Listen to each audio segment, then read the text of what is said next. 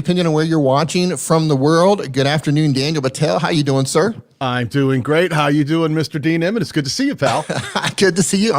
Man, look, we're going to do YouTube channel reviews today. We're going to be randomly picking these out of the audience, so you don't have to do anything other than ask to be reviewed. Please don't spam this. Just ask once or twice.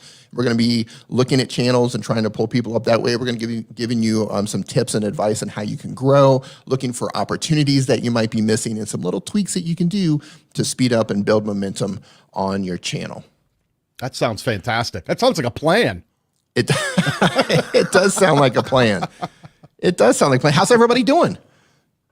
Let's look. I know I'm doing well. This is one of those days where everything's kind of working. Nothing is broken yet. I gotta knock on some wood here. I even have a new snoot light pointing back Oh, look up. at that. Where's my snoot? There. Well, there's my snoot. I got a snoot. I don't know what that means, but you told me that word and I learned it, and I'm now going to keep using it randomly out of context. Yeah, I'm digging the new set. I'm digging the new set. So let's go ahead and jump right into it. Before we get started, you're obviously on the StreamYard channel. That is what we're using to broadcast on. So if you're trying to figure out what you should use to go live, either on your computer, your iPad, your iPhone, your Android, whatever, StreamYard works on everything. It is browser-based. And if you want to try StreamYard for free, there's going to be a link at the very top of our description. So click on that and you can start using StreamYard for free. So Daniel, go ahead and let's just grab somebody out of the chat and get going. See who we have here. I'm just doing a little screen jumping as we go. Give me 1 second here. I'm usually better at this, but we were both in Nick's stream a minute ago and we ran a little late. We apologize for that because we were with Roberto Blake and about 47 other people. That's a lot. That is a lot of talking. It's a lot of voices trying to find the right thing to do there. So let's see. Who do we have? Review my channel, please. Microtech. Let's go with Microtech. Why not? All right, let's do it. Let me do this. Microtech. I'll see if I can find it. Now, let's hope there aren't 47 Microtech channels. I have been very guilty of pulling up the wrong Microtech channel or the one by the wrong name. So I see I got to make sure I get the right avatar. This looks like it with 95 subscribers. This is the one. I think we can share this one, Dave. Boom, there we go. This looks like it's you. I hope this is you. We're rolling. We're rolling. Okay. Whoever this is, if this isn't your channel, we're talking to another Microtech. Take these tips. And we should say before we jump into this, a lot of the things that we talk about here are things that aren't specific to one channel. That the advice we give are really a lot of best practices that you should think about. Any of the things we discuss, is that something that you see in your own channel? Is that something you go, oh wow, I'm doing that, I need to change that? So if there is any of this along the way, make sure you're applying the advice, no matter which channel we're talking about, to your own channel. Okay. The very first thing that I see looking at this channel here is you're cropped way down. In terms of your channel art, it's Microtech, subscribe.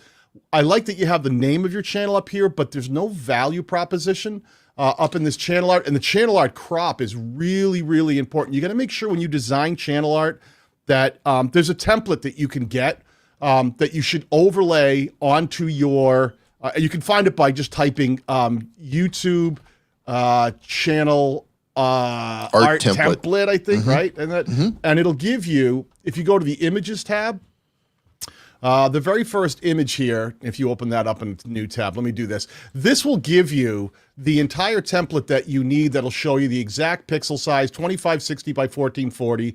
It'll show you the size that'll show up on TV. It'll show you the center band that shows up on all the way to desktop, way out to here.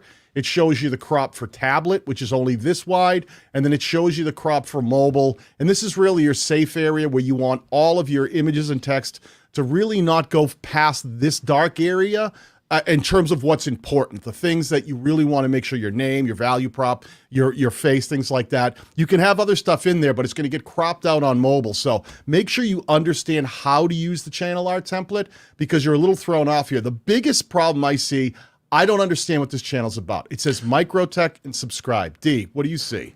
Real quick, let's talk about what a value proposition is. So somebody's just getting started on YouTube and we're talking value proposition. They're like, whoa, what's a value proposition? So a value proposition is, just think of it like a a mission statement or just a very short sentence or a few words strung together. Well, a few words strung together would be a short sentence, wouldn't it? That would be.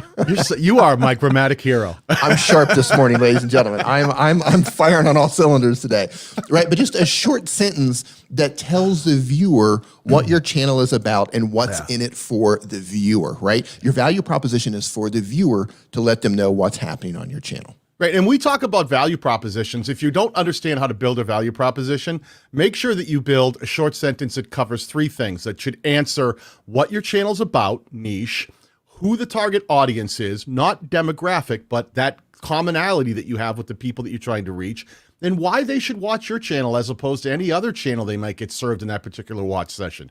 So be really specific about that, because YouTube is a series of conversations. So different channels will have different conversations. Some channels will have conversations about cooking. Some channels will have conversations about travel. Some channels will have conversations about news of the day. Who knows? They might have conversations about music. So these are all conversations. Figure out what conversation you want to be a part of and make sure it's clear to the viewer when they land on your channel so that it's easy for them to understand exactly what your channel is having a conversation about.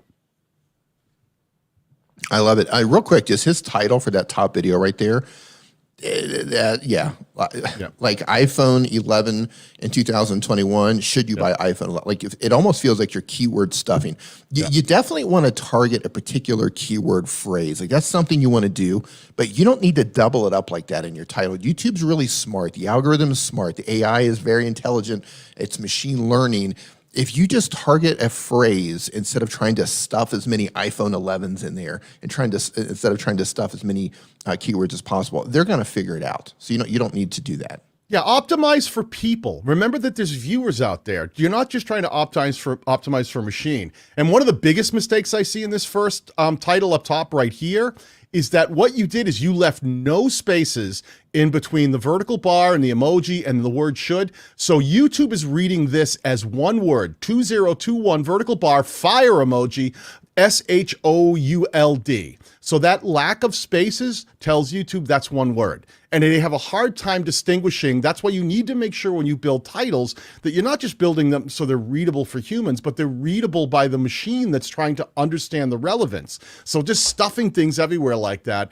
I'm not a huge fan of emojis because what you have to understand, you're putting emojis in there to catch someone's eye, but YouTube reads those as words. They read that as iPhone 11, and if it was well spaced out, they would have read that as fire emoji. Or if you put like the poop emoji, they'd go pile of poop or slice of pizza. So if you're just randomly throwing in fire and smiley faces, YouTube is trying to decipher those as actual words and not just images. And it should have to make some kind of sense. Just throwing things in there, and you've got it all over your channel. Emojis, emojis, emojis, emojis. I would try to leverage making sure that you've got compelling thumbnails, which thumbnails actually look pretty good in a lot of these. Yeah. Like I love the image here, and I think these images, I don't know about this let's talk and putting, I'm not a fan of putting episodes and in videos because someone looks at, they don't know you, they don't know what episode 1 is. So it should be, if you were going to make a video about the Samsung Galaxy S21 series, then you should just put the image there, and then you don't need all this let's talk episode. It doesn't make any sense to the value, which is really, you want to have, you're talking about the Samsung Galaxy S21. So stick to the messaging. Messaging is really important. Make sure when you, I say this all the time, a picture's worth 1,000 words. So don't feel like you have to take that picture and stuff another 1,000 words on top of it, because the picture should do a lot of the work itself. I love that. All right, let me see. Who else do we have here? Pull this down for a second. I think we kind of covered this. I want to move kind of quickly and make sure we can talk to a lot of people here. Yeah, and here's what we're going to do. When we're pulling you guys up, we're not going to go through every aspect of your channel. There are, we could look at your descriptions, we could look at various things, but if there is one particular thing you want us to look at when you're saying, hey, look at my channel, let us know what that is. So you're like, hey, can you look at my thumbnails and let us know what you think? Or can you look at my description? Otherwise, what we're going to do when we pull you up is we're going to pull up your channel. We're going to give you just a first impressions and try to give you some advice on how to get your packaging together and how to polish everything up a little bit. So be specific if you want us to look at something particular on your channel. Okay, Dee, let's pull this one up. This is a channel called The Money Metcon. One of the first things I see right off the bat is the same thing, messaging. If I looked at the money Metcon, I don't know if I totally understand. You've got the name of the channel up there, but I don't know what the value of this is. It's like a big sack of money with arms. It's just like, if I had to sit and think, I'm like, maybe you teach people how to make money? Maybe you right. Is it financial planning? Is it retirement planning? Are you talking about cryptocurrency? Like, what is it you're doing on your channel in regards to money? Be very 100%. specific. Be very specific and tell people what is happening on your channel. And the other thing is, you know, YouTube, when you're building a YouTube channel, the goal of your channel, you have 201 subscribers. Is the goal of this channel to build your Facebook page, to build your Instagram account, to get people to go to the Faithful platform? Is that it? Is this only here to redirect and this isn't supposed to grow? It's just supposed to push people somewhere else? If that's the case, then these links make sense. If the goal of this channel as a small channel is to grow, all of your focus should be trying to build this thing, which is the money Metcon that I don't know what it is yet. I still have to, the more you make me, any channel, the more you make me have to dig to figure out what this channel's about, the higher probability that I go, yeah, I'm going to click away. I'm going to go over to something else because I don't know what that is.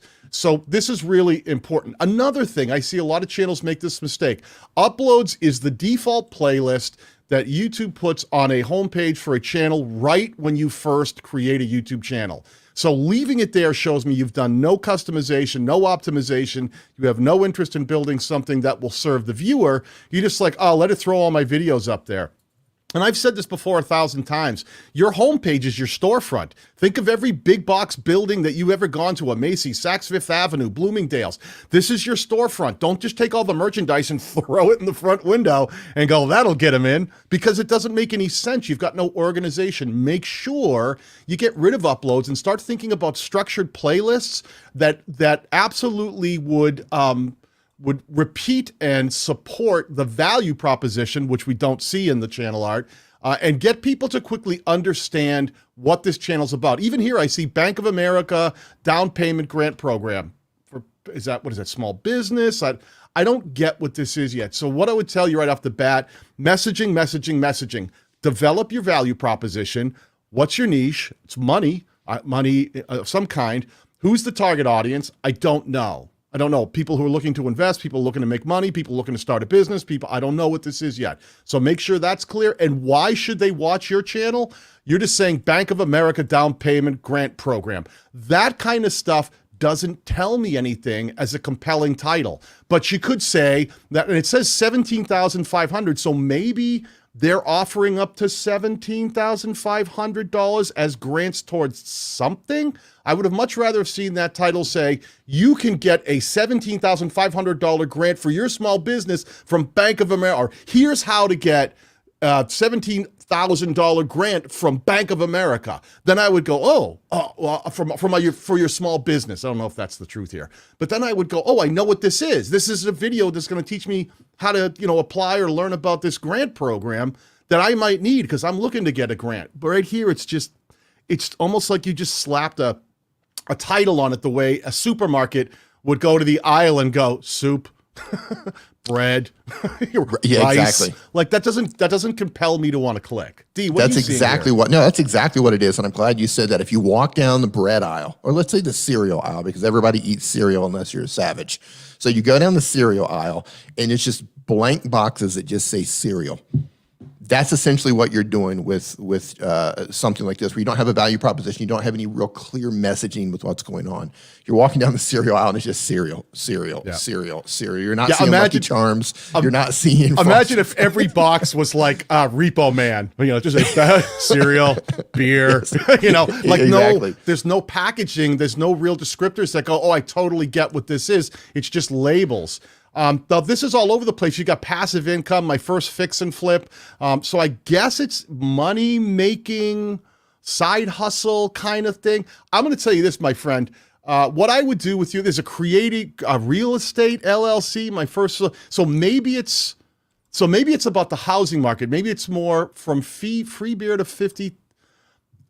Again, it's all over the place. It looks like it might be real estate based in terms of flipping. You know what I would do if I were you? I'd go check out the channel Bia Heza, who's the master of doing the side hustle thing, and watch how he does his series of playlists and how he creates his content and how he creates his titles and he creates his thumbnails, and learn from him about how to reach out to people who are looking to make money in alternative ways than just, getting hired for your specific job and working for the man and doing that thing. Because I think that's what you're tap dancing around, but it's like get rich college, don't waste equity. Yeah. It's vague. It's vague. Yeah. And you see the confusion, right? Like we don't know what your channel is about. So somebody who's new, who's coming onto your channel, maybe they watched one video and they're trying to figure out if they want to subscribe or not. And you're like, okay, I wonder what the whole channel is about. They click over to go to your homepage and they're like, yeah, what's going on here? And one thing I want to touch on real quick, scroll all the way back to the top, Daniel. Yeah. You mentioned about channel goals here. And so I'm curious, how many people in the audience right now, and I'm just going to pull a random number out, how many people have under 1,000 subscribers right now? If you have under 1,000 subscribers, type in yes into the chat right now. I just want to get a gauge for where some of you guys are at on your YouTube journey. Not that subscribers matter, but I'm just trying to figure out where you're at. Because one thing that we're going to talk about in terms of your channel goals, if you are new and you're still trying to build up channel momentum on YouTube, Daniel, we've talked about this so many times. So what YouTube wants us to do is get people watching our videos and get people to continue to watch our videos. YouTube does not want us to send people off of YouTube, right? Now, when your channel gets a little bit bigger and you build up momentum and you have some more wiggle room there, it's okay if you send people off to various things. But when you're trying to get started, and Daniel just touched on this briefly, when you're trying to get started, you want to funnel everything 100% into watching more content of yours, right? And this is the beauty of building playlists. This is the beauty of taking advantage of your pinned comment and your end screen and links in your description, right? You want to link all this stuff together to drive people to watch more videos instead of sending them off to Facebook, instead of sending them off to Instagram, unless your channel goal is to make money off of YouTube. In that case, keep doing what you're doing. But if you're like, hey, I just want to grow my channel, I recommend removing all of that stuff and only having a click here to subscribe button up here in the top hand corner, because you want people to watch content and not leave YouTube. Yeah, that's the big thing is people forget that YouTube is a high functioning platform. So it has options and features that can be used in many different scenarios. But if you just keep checking every box going, yep, I'm going to put that there, I'm going to put that there, because you can, intentionality. Be intentional about everything you do on your channel.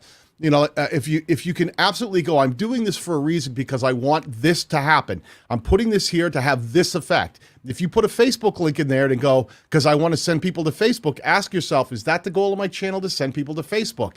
And if it isn't, take the Facebook link out, all right? We have a great question that came, thank you, Clint, from Russian Rooster, living with spina bifida. How do I make a new banner without the knowledge of Photoshop? That's one of those things. Jump right in there, Dee. Answer that one, would you? Yeah, that's easy. So a lot of people, they don't have knowledge of Photoshop. It takes quite some time to actually wrap your head around Photoshop or Photopea or any of those other platforms where you start with a blank canvas. Luckily, there are websites like canva.com or placeit.net. Those are template-based websites. You can get some free stuff over there. They also have a paid service. But in terms of Canva, they've got probably a lot more free options than placeit.net does. You can go there. You can search for channel art. You can search for thumbnail templates. You can search for Facebook header templates. You can search for any sort of template, and you can use the designs that designers have already made. You can just go in and change your text. If you want to upload a picture to replace their picture, you can change the colors, but you're working off of a template, and it's so much easier than starting with a blank canvas if you don't have any experience. Yeah, Tube Spanner.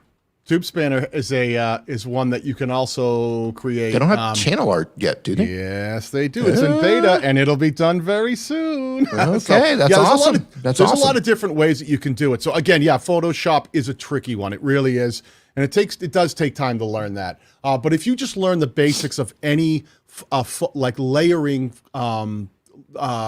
digital software that's designed for photos, you don't have to be a Photoshop master to get the basics of just understanding layers. The same way, like when we video edit it, we create layers of video.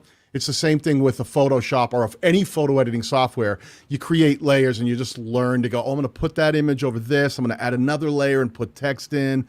Kind of simple stuff. And you know what? You don't have to be fancy. Like nobody, like two things people are not searching YouTube for. One, the design quality of your channel art, and two, your intro. in your video, right? Those are two things where a lot of people get this twisted. You can have a very simple channel art. It can just be pick a background or make a simple black color or a white color, whatever you want, and just put a nice contrasting text on there. Just let people know what they're going to get when they land on your channel. It doesn't have to look fancy. It just has to have clear messaging. Absolutely. We got a request here from Road to Finish. Hey, Dee and Daniel, I'd be interested in getting your take on my channel in terms of first impression. Is it clear to you what my channel is about? If not, what should I prioritize first? Great question. Thank you for asking it that way. Dee, you can pull this up. All right. Boom. There you go. So, Dee, what do you think of this? Let me enlarge it here. First impressions. I'm looking at your channel art videos about higher education and early career development in Finland. Nailed it. Absolutely nailed it right there.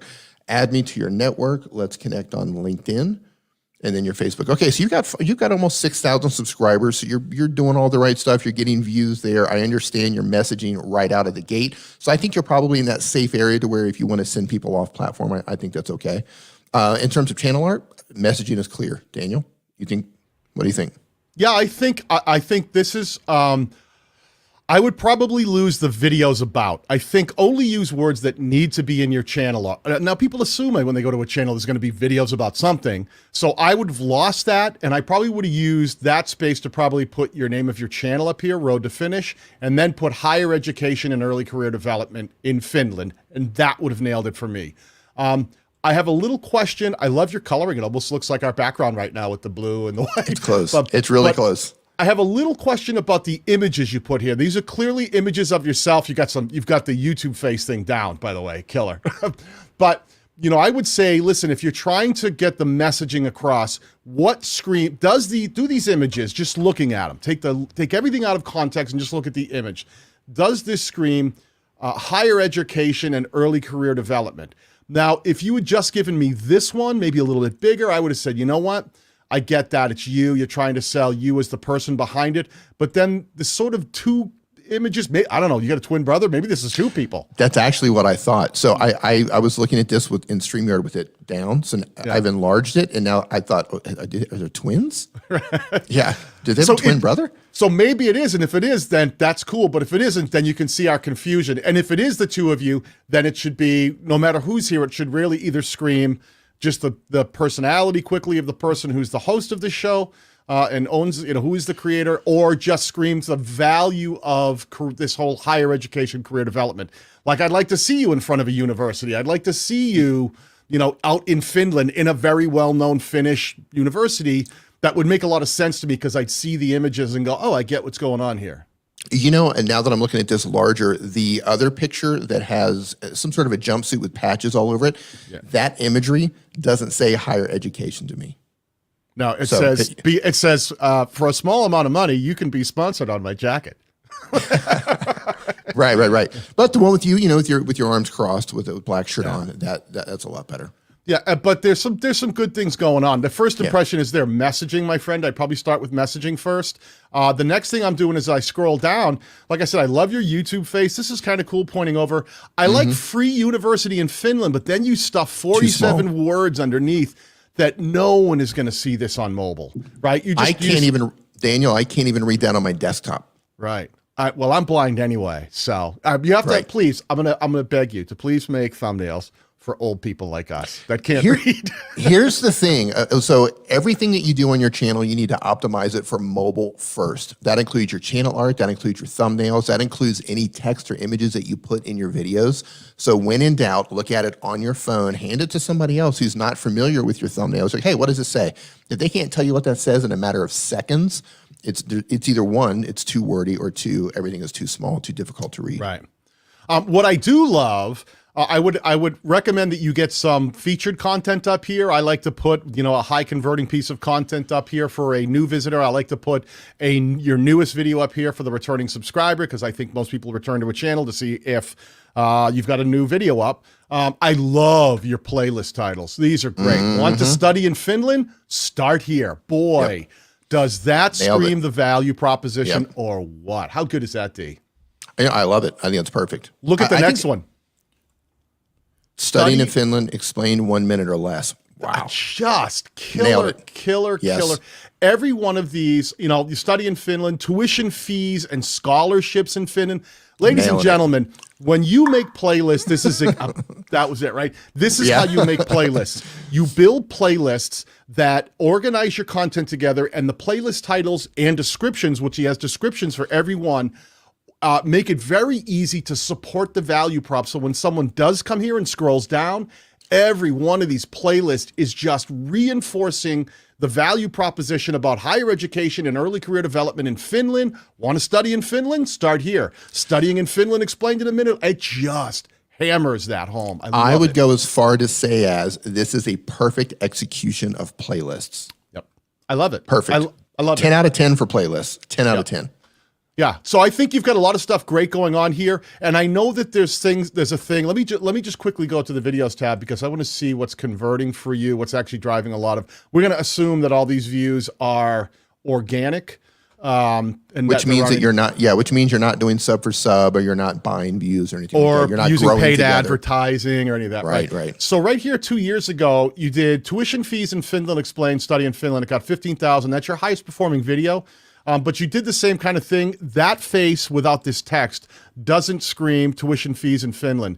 So, you know, think about when you make some of your thumbnails moving forward, because you keep putting your face in it, which is a great branding play. A lot of people do that. I don't particularly put my face in a lot of mine, but that's because my audience has told me you're ugly, and we tend to click other things if you choose imagery more, because I let the data tell me what's happening, right? If my audience likes them without me, I make more of those. But if you're going to do tuition fees in Finland, then I would be like, if instead of you just being on screen here like that first one where you got kind of that frumpy face, I would have been like holding the document that was like tuition fees and a lot of dollar signs and be like shocked and, you know, like something compelling. Or holding a bunch of money with a shocked face on it. Yeah. Right. Or empty wallet. Who knows what it is? If the point is, you tell us if they're really good tuition fees or they're bad, but be compelling so people understand it's not just you going like frumpy face. You may have been able to double or triple those views with a more compelling thumbnail. Right. Make sure the image expresses the messaging of that video. Tuition fees in Finland, you put a picture of yourself, and that's why you're forcing yourself to keep stuffing a lot of words over it, because the image doesn't do it alone, right? And this was kind of cool. This is why Finland sucks. Lose all that. I would have gone with this is why Finland sucks, and that face is that's better, and that got 14,000 views. So just be careful. This is another one, apartment tour. This was better. You tried to actually show an apartment, but it was huge U, little apartment. I would have gone full-size apartment, little U, and then maybe done the pointing to the cool apartment. So again, think of messaging. Make sure everybody, when you're building packaging, which is packaging starts with your topic, right? With this case where I've scribbled, I apologize for making a mockery of your channel and scribbling all over it. Right here, it's a student apartment tour. So make sure that, okay, today we're going to talk about student housing in Finland. Okay, that's the topic, right? The actual title is student apartment tour. And then, you know, the furnished student flat in, watch your truncation, because here you're getting truncated a bit, which is problematic. In Finland. So it's close. I would have done student apartment tour. You probably could have condensed that to student apartment tour in Finland, or put that together so it was easy to read before the Finland got truncated.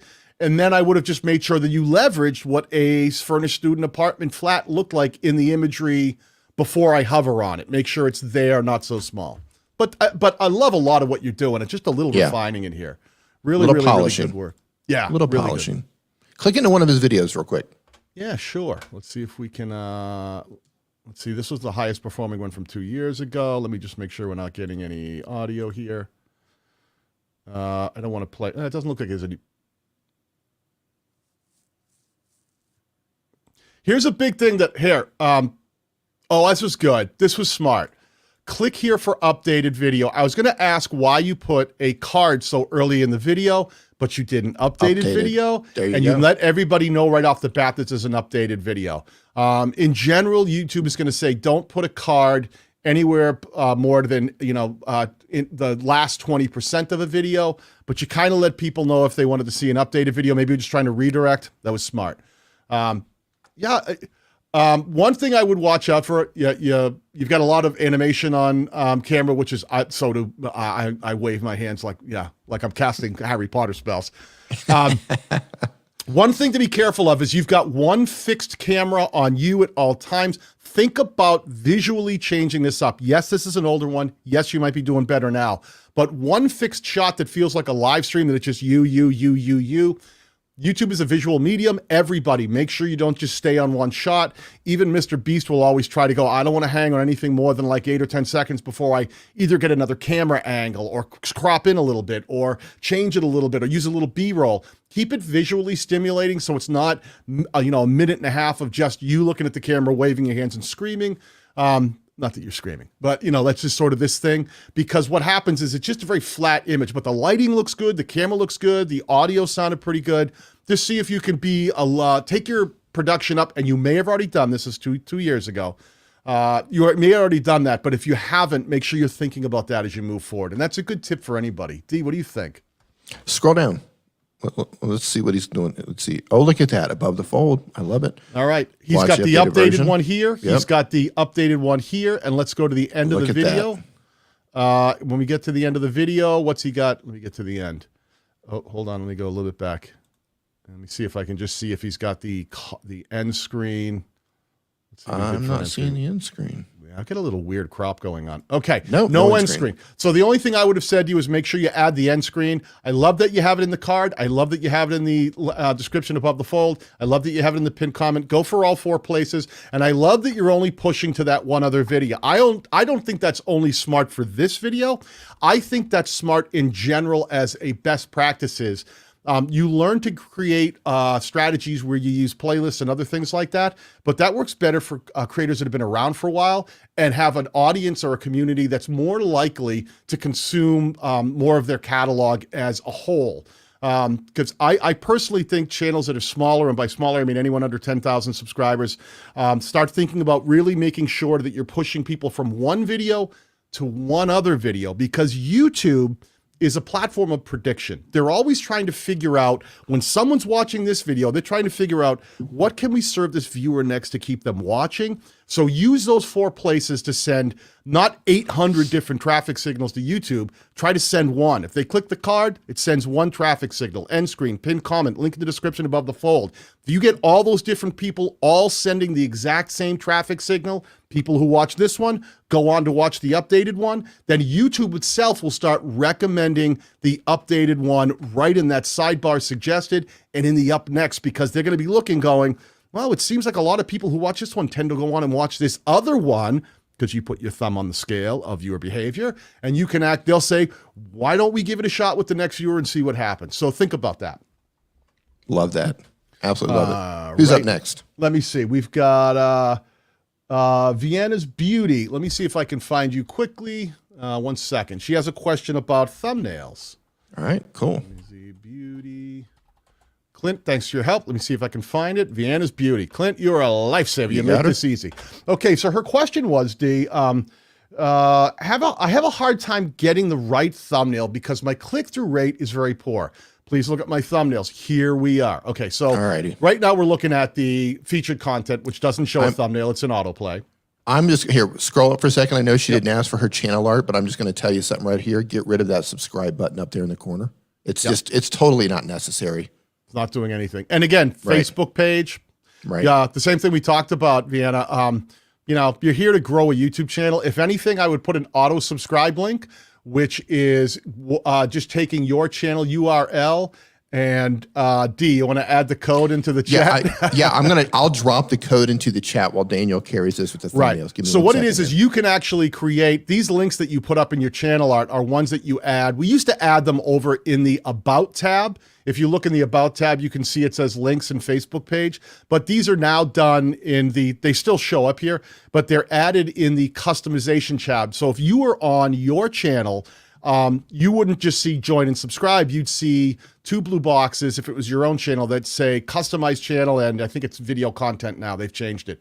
But click on the customized channel, go over to the About tab inside of customization, and then take your channel URL and add a tiny bit of code at the end, which is Dee's going to put that together and drop it in the chat. !, all lowercase, sub as in subscriber, underscore, confirmation equals 1. There it is. Add sub underscore confirmation equals 1 right onto your channel URL, and it'll turn it into an auto subscribe link. So when anybody clicks it, it'll open up a window of the homepage, but another little box that says, would you like to subscribe to this channel if they're not already subscribed? So that's a very cool way to try to get a little more conversion.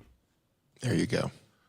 Yeah, I would say, and I think D, talk to us here, right here. Hold on, I got to enlarge. All right, where do we leave off? Well, I'm dropping codes in the chat here. I'm not paying attention. You're like crazy, man. Right here in the channel art, speaking how you're talking about channel art, what do you think about this value proposition? Let's see. Vienna's beauty, fitness, fashion, lifestyle. That's a lot going on. However, I do know that for beauty channels and lifestyle channels, people love to kind of merge all of that together.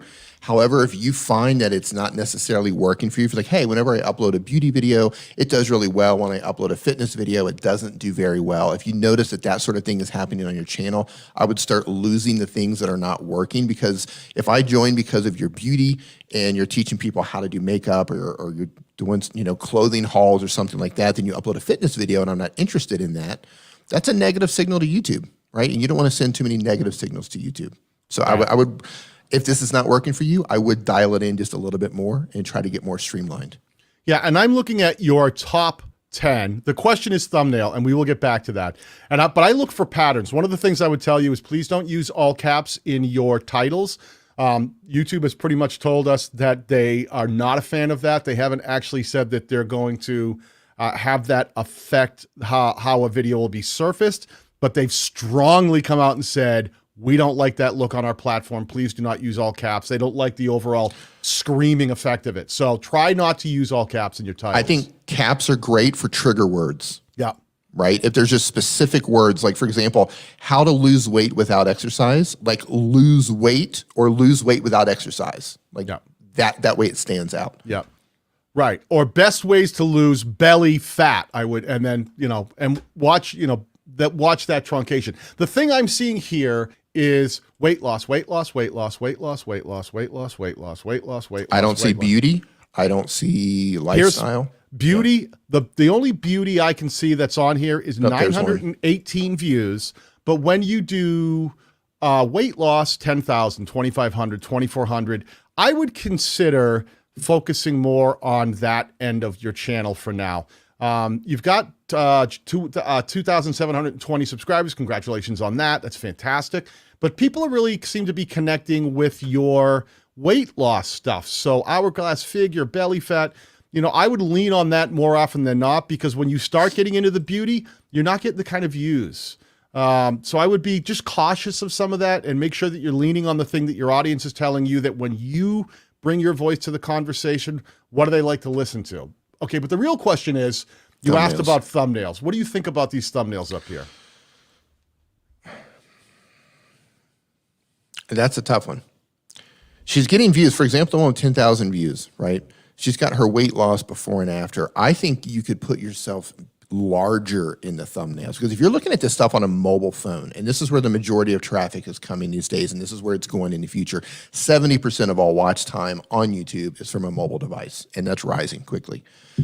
So when I'm looking at your thumbnails here, even on a desktop, some of the text that you're using on your thumbnails, it's small, it's difficult to read. Some of the pictures of yourself, like the one with the 10,000 videos, you're really tiny there. I really can't even see the before and after.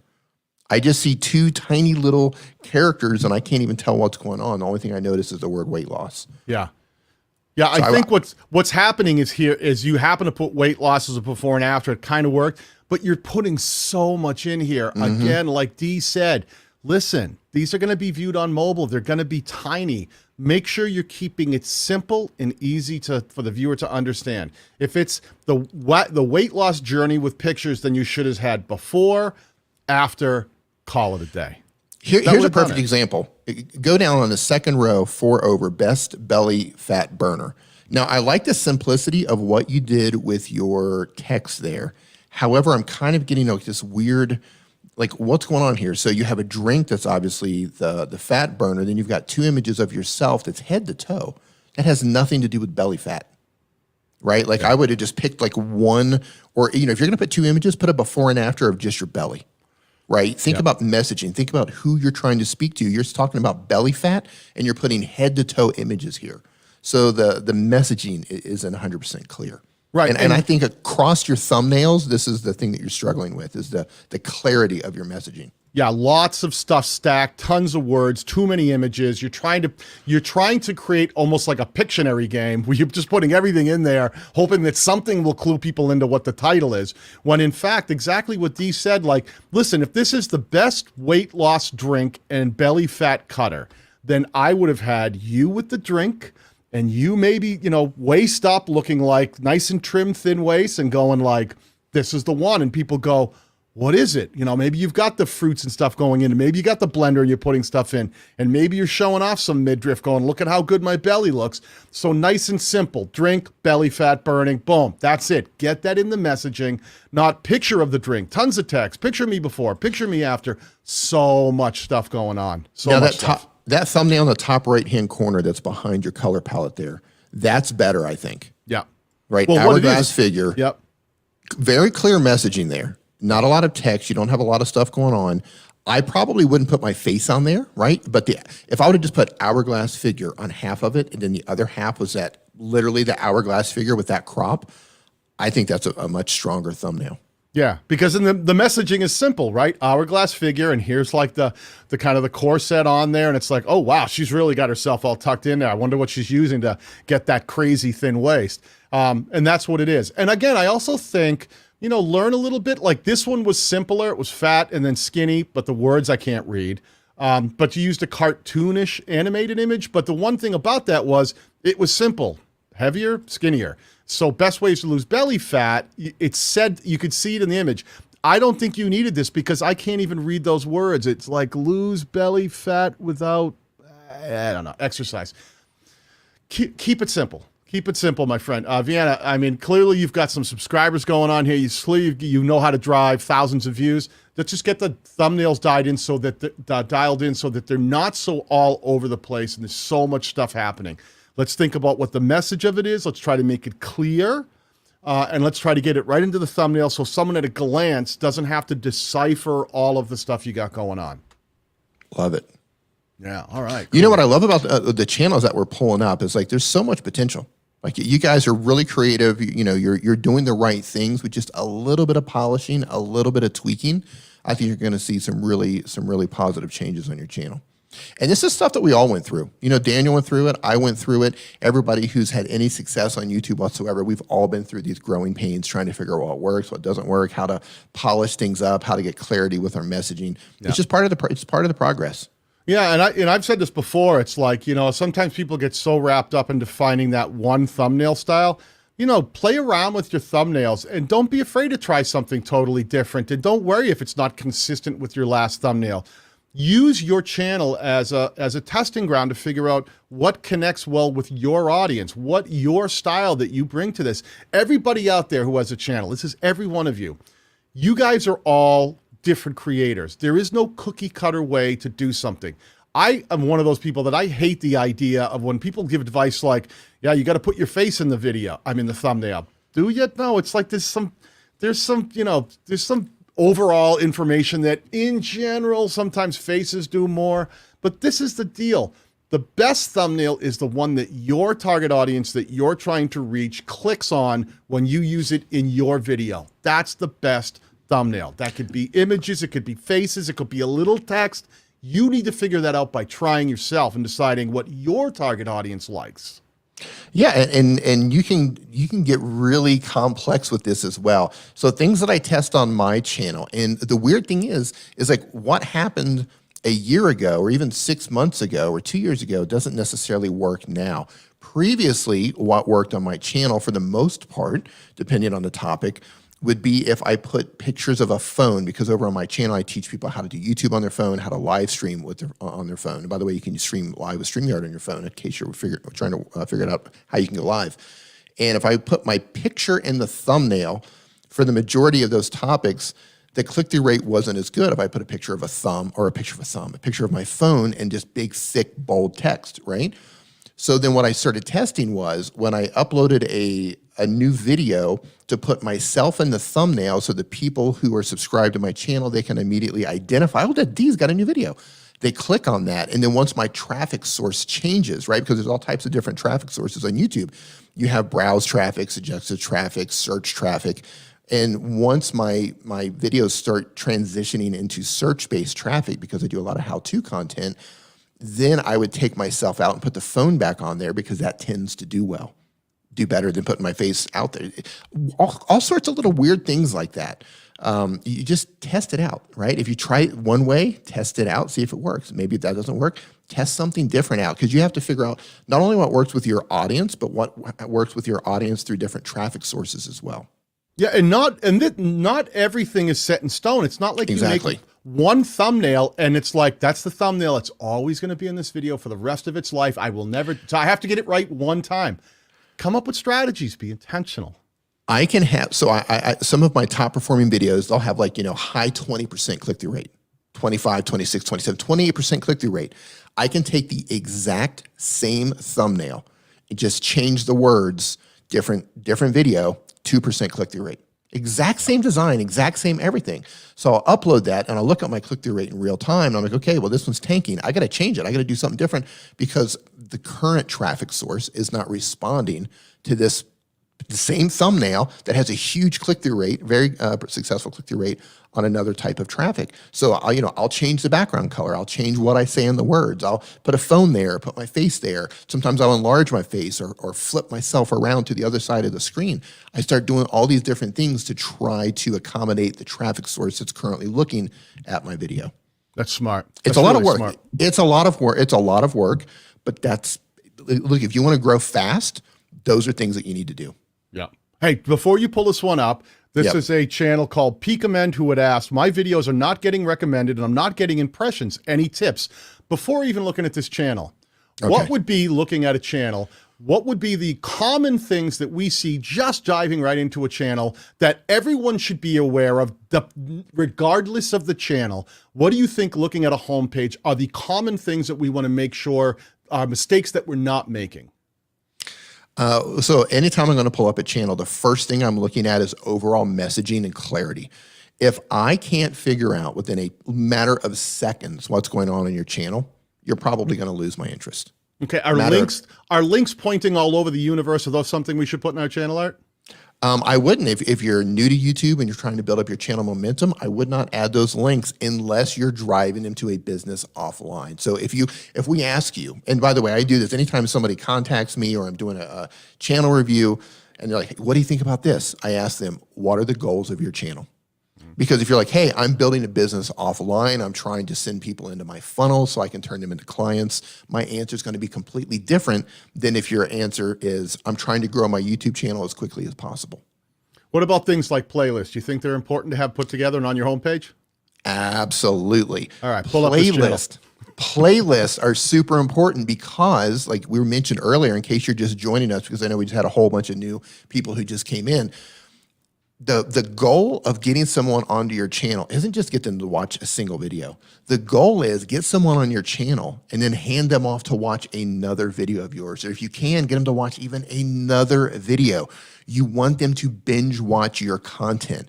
People are always looking for the growth button, right? How can I grow fast on YouTube? What's the secret to growth? How can I get to 1,000 subscribers fast? How can I get to 100 subscribers fast? How can I get to 10,000 subscribers? Who wants to grow fast? If you want to grow fast, raise your hand right now because I'm getting ready to tell you the secret. Actually, 2 secrets. I'm going to tell you 2 secrets. The 2 secrets to grow fast.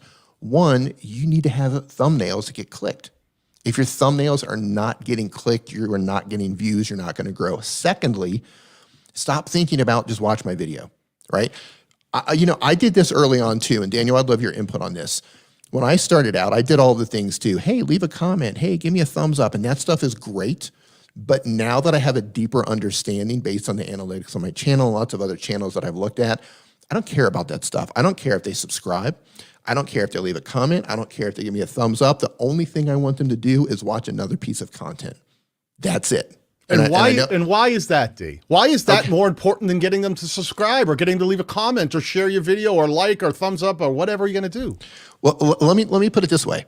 If everyone in here right now logged out of YouTube, deleted YouTube on their phone, reinstalled YouTube, created a brand new Gmail account, and created a new YouTube account, and just went in and watched 2 of Daniel Batal's videos, guess what YouTube is going to do even though you did not subscribe? If you watch 2 of his videos, YouTube's going to say, oh, they watched 2 of Daniel's videos. Guess what? They probably want to see more of.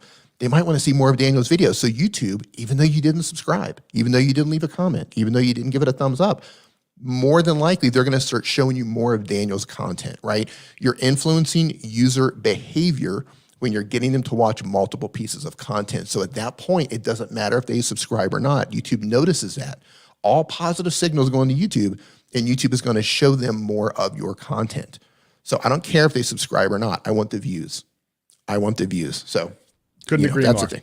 Yeah. Couldn't agree more. So clarity, messaging, making sure that your content is easy for the viewer to understand exactly what it's about, and your channel is put together in a way where someone lands and goes, I know what this is. This is a channel named Peakamend. Can you pull this one up, Dee? Yeah, I can. I kind of derailed there on playlist real quick. And playlist, it's a great way to do that because you lead them through the journey, right? If you put a playlist together that your audience is interested in, not just a playlist that says playlist, not just a playlist that says uploads, a very detailed playlist. Want to study in Finland? Start here. And then they walk them through chronologically all the videos that they need to learn how to study in Finland, right? Yeah. They're watching video after video after video after video. And what do you think is going to happen the next time they open up YouTube and that channel has a new video? They're probably going to get shown that video. Right, so right off of the bat, we're looking at this one, and as we said, everybody, please take these lessons and apply it to your own channel, okay? Because if you don't, if your channel doesn't get pulled up today, and you go, well, I got no value, I didn't learn what was wrong with my channel, then you weren't paying attention. Because right off the bat, these are the things that I want everyone to go, let me think about, am I guilty of this? Here we go. I've got a channel named Peakamend, and all it says is Peakamend. So looking at the channel art, no messaging. I have no idea what this channel is about. It means nothing to me. It just says Peakamend. When we look at the channel art and the links that are up here, you're like, welcome to my channel. Now, please leave and go to Twitter. Please leave and go to Instagram. Please leave and go to Facebook. Please leave. It's leave. People, and no intentionality to it. It's just sticking everything you possibly can up there because you can. All of those exit points are the exact opposite of what I just explained YouTube wants. It's the exact opposite. You're telling people, leave YouTube, It's not just leave, it's leave YouTube, right? It's a little bit different if it's leave and go to another channel because people are still on YouTube, which, it's better to have them on your channel, but at least they're still on YouTube. But here you're saying leave YouTube. That's like the #1 no-no. And it's not like these little links up in your channel art are going to change the trajectory of your channel so much that, oh my God, if those there, your channel's going to tank. If they're not, you're going to blow up. But It shows me intentionality. It shows me what you're thinking when I look at it. And when I see no value proposition, no imagery, just a channel name, and then links to everywhere else on the planet, it shows me that you haven't taken the time to go, wow, I need a strong value proposition. I need to make sure people know what my channel's about, who the target audience is, and why they should watch my channel. So far, I'm in the channel art, and I have no idea what any of that would be. As I scroll down, when we talk about playlists, uploads, popular uploads, people, playlists can be served in search, and they can be served to viewers who have, like Dee said, watched multiple pieces of your content. Your playlist can show up on the YouTube homepage. If they watch 3 or 4 pieces of content and they go away, they come back later on, they can open up YouTube, and right in the homepage where YouTube is where we call browse, giving them, it doesn't know where they're going to head next. You can get not only video served, but you can have entire playlists served. But stuff like uploads and popular uploads will not be served. That's why you want to create strong, optimized playlists. Want to study in Finland? Start here. Like we talked about earlier. So perfect. So perfect. All right. We go down, we start seeing Call of Duty, Black Ops, Cold War. It gets a little better. Created playlist is just another filler. It says nothing to me. And when it comes to the thumbnails themselves, it's your images you've completely drawn over with text. I can't really see what this image is. This one's a little bit better, but the same problem I see happening here is You're just not doing a great job of really capturing my imagination in the packaging either, because I'm not seeing playlists. I'm not seeing really, really, really strong imaging. Like, I like this title here, everything you need to know about Call of Duty. That's helpful. That I go, okay, at least I can understand what that is. Let's see what's performed on your channel. All right, let's start listening to your channel. Okay, right here, you've got a video that says this got 69,000 views. Congratulations on that. But it's zombies, easy gold. And it's got like this highlighted area. How to get elite eliminations in Call of Duty Black Ops. The messaging here was really, really good. You knew exactly what you wanted to talk about. You knew exactly how to represent that in the thumbnail. And that made a ton of sense. When we got to this other one here that did 2,200 views, nice and bright, easy diamond with the weapon here. How to unlock gold and diamond camo. Watch your truncation, my friend. That's the only other thing I tell you right here. Because as I'm looking here, it's actually diamond camo for the and all I see is M, and it's the M79 Call of Duty. Just be careful with, make sure you're paying attention to where your title gets truncated, so that you have the important stuff first. Well, I think you kind of did how to unlock gold and diamond camo. I think that was the target. I may have even said, I may have lost the and tried to get the M79. So I might have put lost the and said how to unlock gold and diamond camo for M79 in Call of Duty or something like that. Just to make sure that they don't lose the entire thing if the M79 part was really important. The other portions in here, you've had a couple of good ones up here. The top shelf looks great. I love what's happening in your top shelf. For be able to get 69,000 views, assuming these are all organic, is a fantastic thing. That's really killer. The ability to get 36,000 views or 20,000 views, that's insane. That's really good.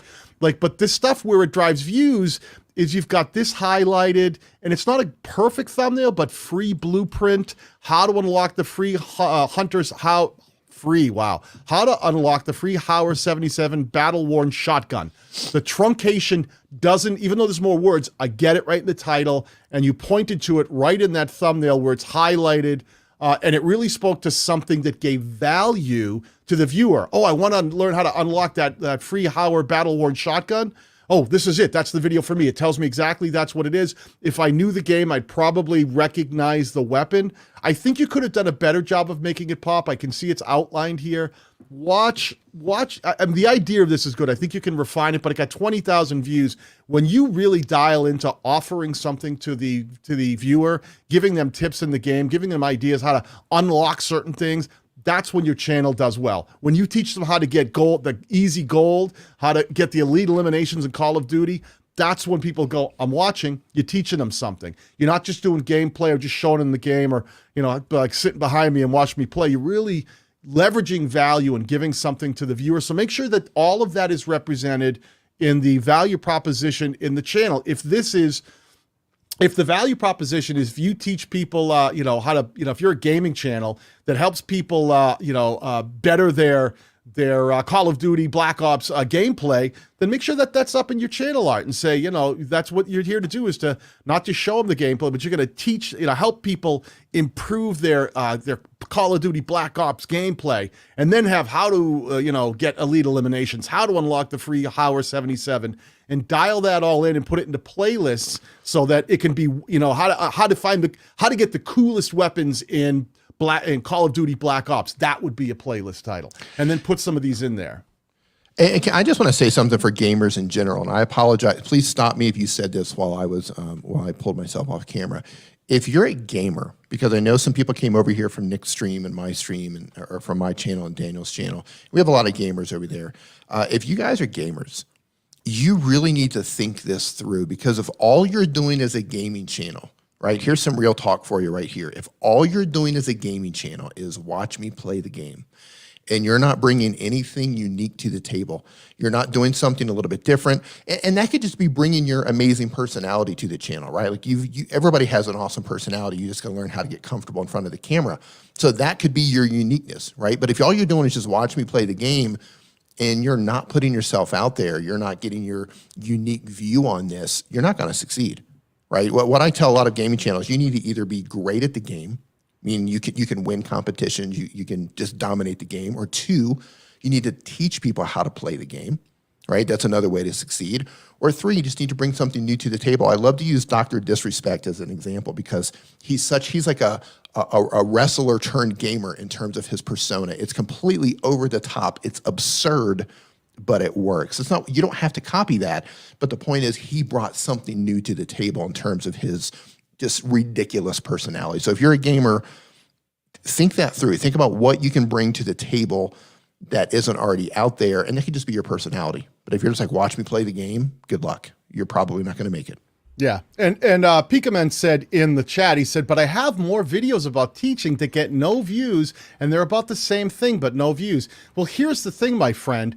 You have to make sure that, one, the packaging is right so that the target, the thing you're talking about, the topic, the title, and the thumbnail are all working to make sure that you're compelling the click. You got to get them in the door. Then once they're in the door, you have to look at things like your audience retention and see, are they watching or are they clicking away quickly? Are they watching a good percentage of the video?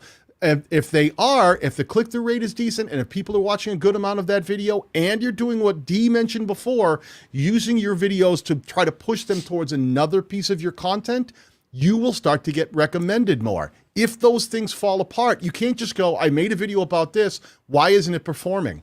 Because not all views are guaranteed. You have to make quality content that's easy for the viewer to understand. You have to win the click. And then once you win the click, you have to get them to watch. And now once they've watched, you have to push them towards more content. Those are the things you need to focus on in that order. Get the packaging down, get the messaging down. Make sure that when you win the click, that you look at your audience retention, you make sure that when they watch, they're not watching 20% and then bailing out. You're not losing 70% of your audience by halfway through the video. Make sure you're holding them. Make sure that you're learning from those audience retention reports. And then in those videos, make sure if they are watching it and you've got them hooked, make sure you push them towards another relevant piece of content. If you've got a Black Ops Call of Duty video that's talking about finding weapons or unlocking weapons, push them towards another Black Ops Call of Duty unlocking weapons video that's done well for you, because recommendation comes from performance. YouTube is out there looking at the audience and going, do they click? Do they watch? How long do they watch? What did they go on to watch next? Put those as the most important things in your mind, and YouTube will start recommending your content once you achieve those goals. I love that, and that's completely spot on. And I want to mention here, Rafe made a comment, says, Mr. Beast and Jack both says, love the game you're playing. Absolutely. So many people ask me, so many gamers ask me, hey, what game should I play to get views? It's not about what game you should play to get views. It should be, what game do you love to play? What game are you great at? What game can you teach, right? Those are the games that you play. So that's 100% spot on. Yeah. And then it's what value do you bring that makes your video about that game stand apart? Why would someone watch your video as opposed to some other thousands of videos that were made on the same game? Super important. Since you were talking about audience retention, I'm going to pull this up for a second here. Because if you don't know what audience retention is, it looks like this. And you can view this a little bit different if you're using the YT Studio app, if you don't have access to a computer. You don't see the video here, but you do see the graph inside the YT Studio app. And inside of YouTube Studio, you can go to the video, you can go into analytics and scroll down, and you're going to see, I'm going to make sure I'm actually showing my screen. Yeah, it's showing. You're going to see something like this, right? And this is what Daniel was talking about in terms of your audience retention. Now, this one could have been a little bit better, but what you see here is people are leaving throughout the video, right? An ideal situation is, most people are going to have a little bit of a drop here at the beginning because people are trying to figure out if they like you or not, or maybe your audio sucks or whatever. And then ideally you want a more, stable graph like that, if you can. It's easier said than done. But tutorial type content, people start to leave once they figure out, oh, I understand what's going on now. I don't need your tutorial. But so this particular video, 49.3% is a completion rate on this. But if this is lower, right, if this number is low, this means people are leaving your video early on. Or if at the beginning you see a huge drop here at the beginning, that means you're losing them right at the beginning. So you need to figure out why people are leaving. Now, if you do have a desktop computer, what you can do, if I hit play here, If I hit play, you're going to see that there's a little red line that's moving along the graph. So as the video plays, you're going to see what you say and what shows on the screen and why people are leaving, or why, if you see a little spike, people could be fast, jumping through the video, or they could be going back to rewatch something. So this is how you figure out if your videos are connecting or not. This is how you figure out if people are interested in the videos that you're actually making. If you see the graph that's dropping, you're doing something wrong. You got to figure out how you can fix that. If you're holding them solid, great. Figure out how to hold them solid even higher. The higher this number is, along with a high click-through rate, that's where you're going to win on YouTube, right? If you have a good click-through rate, people clicking on your thumbnails, and you get people watching your videos, right? Aim for 50%. You're not always going to make it. Aim for 50%. But if you can get 60%, if you can get 70%, you're going to win. It's just a matter of time. Yeah, and keep in mind that the goal is to get as much average view duration as you can, but different niches are going to perform differently. A lot of times my videos that have driven over 1 million views, you'd look at the average view duration and go like, what happened there? You're only about like 40-something%. But what I realized is all of the content in my niche has a low average view duration, lower than mine. So I'm just better than everybody else. People are real like, I learned it. I'm going to run off and try that on my own video editing software. So they don't hang as long. Sometimes people, when they're watching different content, will hang the whole way. You'll see people with audience retention reports that are 85% through almost the entire video, and they go, how are they doing that? Depends on the type of niche and the content they're making. Yes. Yeah, 100%. And like, you don't have to have the highest audience retention, like Daniel just said, but you have to, like, if you want to rank, you have to beat the other videos with a similar topic. My top performing video has I think it's like 1.7 million views on it. And the audience retention is terrible. It's terrible. The click-through rate is almost 30%.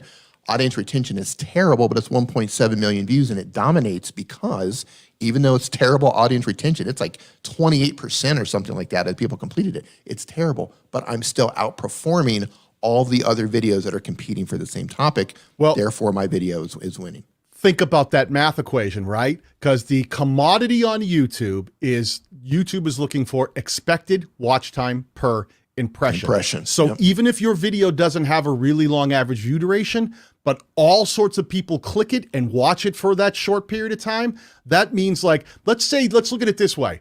Compare that to someone who watches longer. Maybe that's $1 worth of view. Okay, let's put a number you can think of. Let's call a longer view $1, and let's call a short view 10 cents. Okay, but let's say I gave you $1 every 3 hours, but I gave you a dime every 5 minutes. Right? That's what we mean when we say higher click-through rate. You'll start watching and go, I made a lot of money taking a dime every 5 minutes than I did taking $1 every, do the math on that too. My math sucks. Right. But if you can make more money, smaller amounts of money, but faster, those all work together. The higher click-through rate means that every time more people click, it doubles the watch time, because if they're clicking twice as much, that means they're watching twice as much because it's shorter, but there's that many more people watching it. And that works out in the equation that a lot of expected watch time per impression, every time YouTube shows it, higher chance someone's going to click it and watch a portion of it. So that's why D won. So sometimes lower click-through rate and longer average view duration can win. Sometimes higher click-through rate and lower average view duration can win. What we start to want to understand is what does well on my channel? What's a good click-through rate for you? What's a good average view duration for your channel? That's what you should start learning. That's what you should pay attention to. Forget about everybody else. You don't need fancy metrics to know when you publish a video, it's doing really well. You know this. You'll go, well, I published it this morning and I usually get 300 views. I've got 800 views in the first 2 hours. You don't need any magic metrics to have that video is doing really well. Right now, you can dig deeper and learn more about that, why that video did well, and you can go, wow, it's got a great click-through rate. Wow, people watch it a little longer than my other videos. I did do something different there with the topic. I knew it was a hot topic, or I made the thumbnail a little different. It was a good thumbnail, and the title was very readable. Start learning about what the successes are on your channel and try to repeat those successes. Look inward. Don't always look outward and say, why isn't YouTube recommending my content? Think, why is it that the viewers out there aren't choosing to watch my content? And what can I do to improve it to get them watching more often? I love that. I absolutely love that.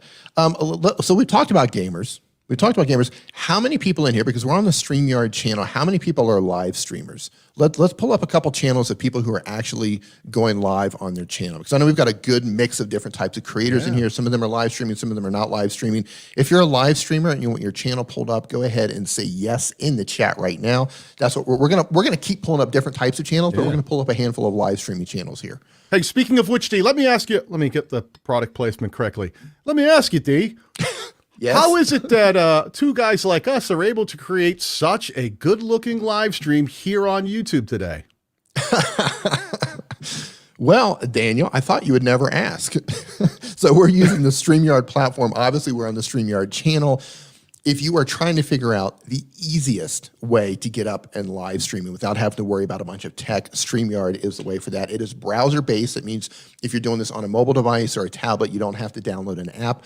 They do all of the work for you. You don't have to figure out your scenes in OBS or Streamlabs or anything where it gets complicated. You simply connect your YouTube channel to it, or your Facebook or your LinkedIn account or your Twitch account.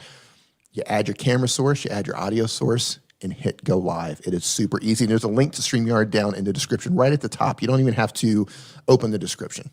Yes, you can try it for free. You can try it for free. Yeah, you could go on today and you can start creating quality live streams just by signing up and using the software. The pro level, when you start buying the licensed version, it'll give you some more features, allow you to stream in 1080, allow you to add really cool graphics underneath and overlays and things.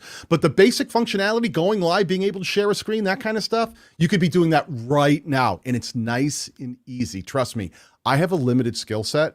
So I need things that only have a few steps or I get confused quickly. Dee will tell you. Dee will tell you. Yeah, I used to use, I've used OBS, I've used Streamlabs, and don't get me wrong, they're great. They're great. But once I started using StreamYard, I was like, man, this is just so easy. I got tired of updates. I got tired of things not working. I know with StreamYard, I just come in and I just turn it on and I hit go live and it's going to work. So yeah. I don't have time. I don't have time to try to figure out what's wrong with my stream, right? Because I'm always running it close to the wire. You know, I'm going live at 8 p.m. And I usually fire up my computer at 7:58 p.m. I don't have time to be forced into an update. And StreamYard doesn't do that to me. So yeah, we've been there. We've both been there. Okay, right, so listen, we got a bunch of gamers. Let's pull one up. Yeah. Well, we have live stream. Streamers. Sorry, streamers. So we got one here that's a channel called Not My Verbiage. Can you pull her up and let's see what her channel looks like? Boom. All right. So it's do you take this one? Disregarding evidence that upsets theory. Okay. A little bit confused on that one. Obviously, I'm not your target audience.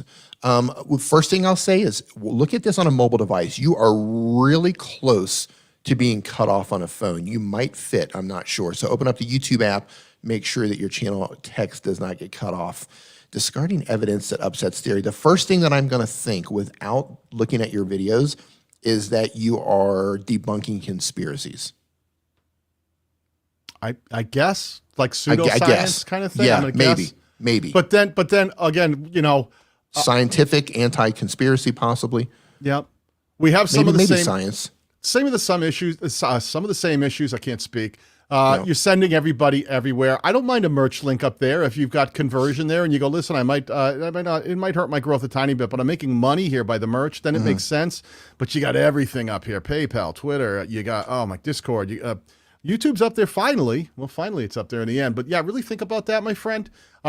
Just try to get this dialed in. Try to make sure that the channel art makes a lot of sense, the crop makes sense, and that the messaging makes sense.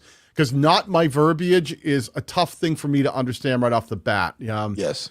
Because I know what the word verbiage is, but that just means like how you would say something. So when you say Not My Verbiage, I'm not exactly sure the messaging is clear. And the very first video above the fold I'm met with is, you must watch why you would need this blind testing. I still don't know.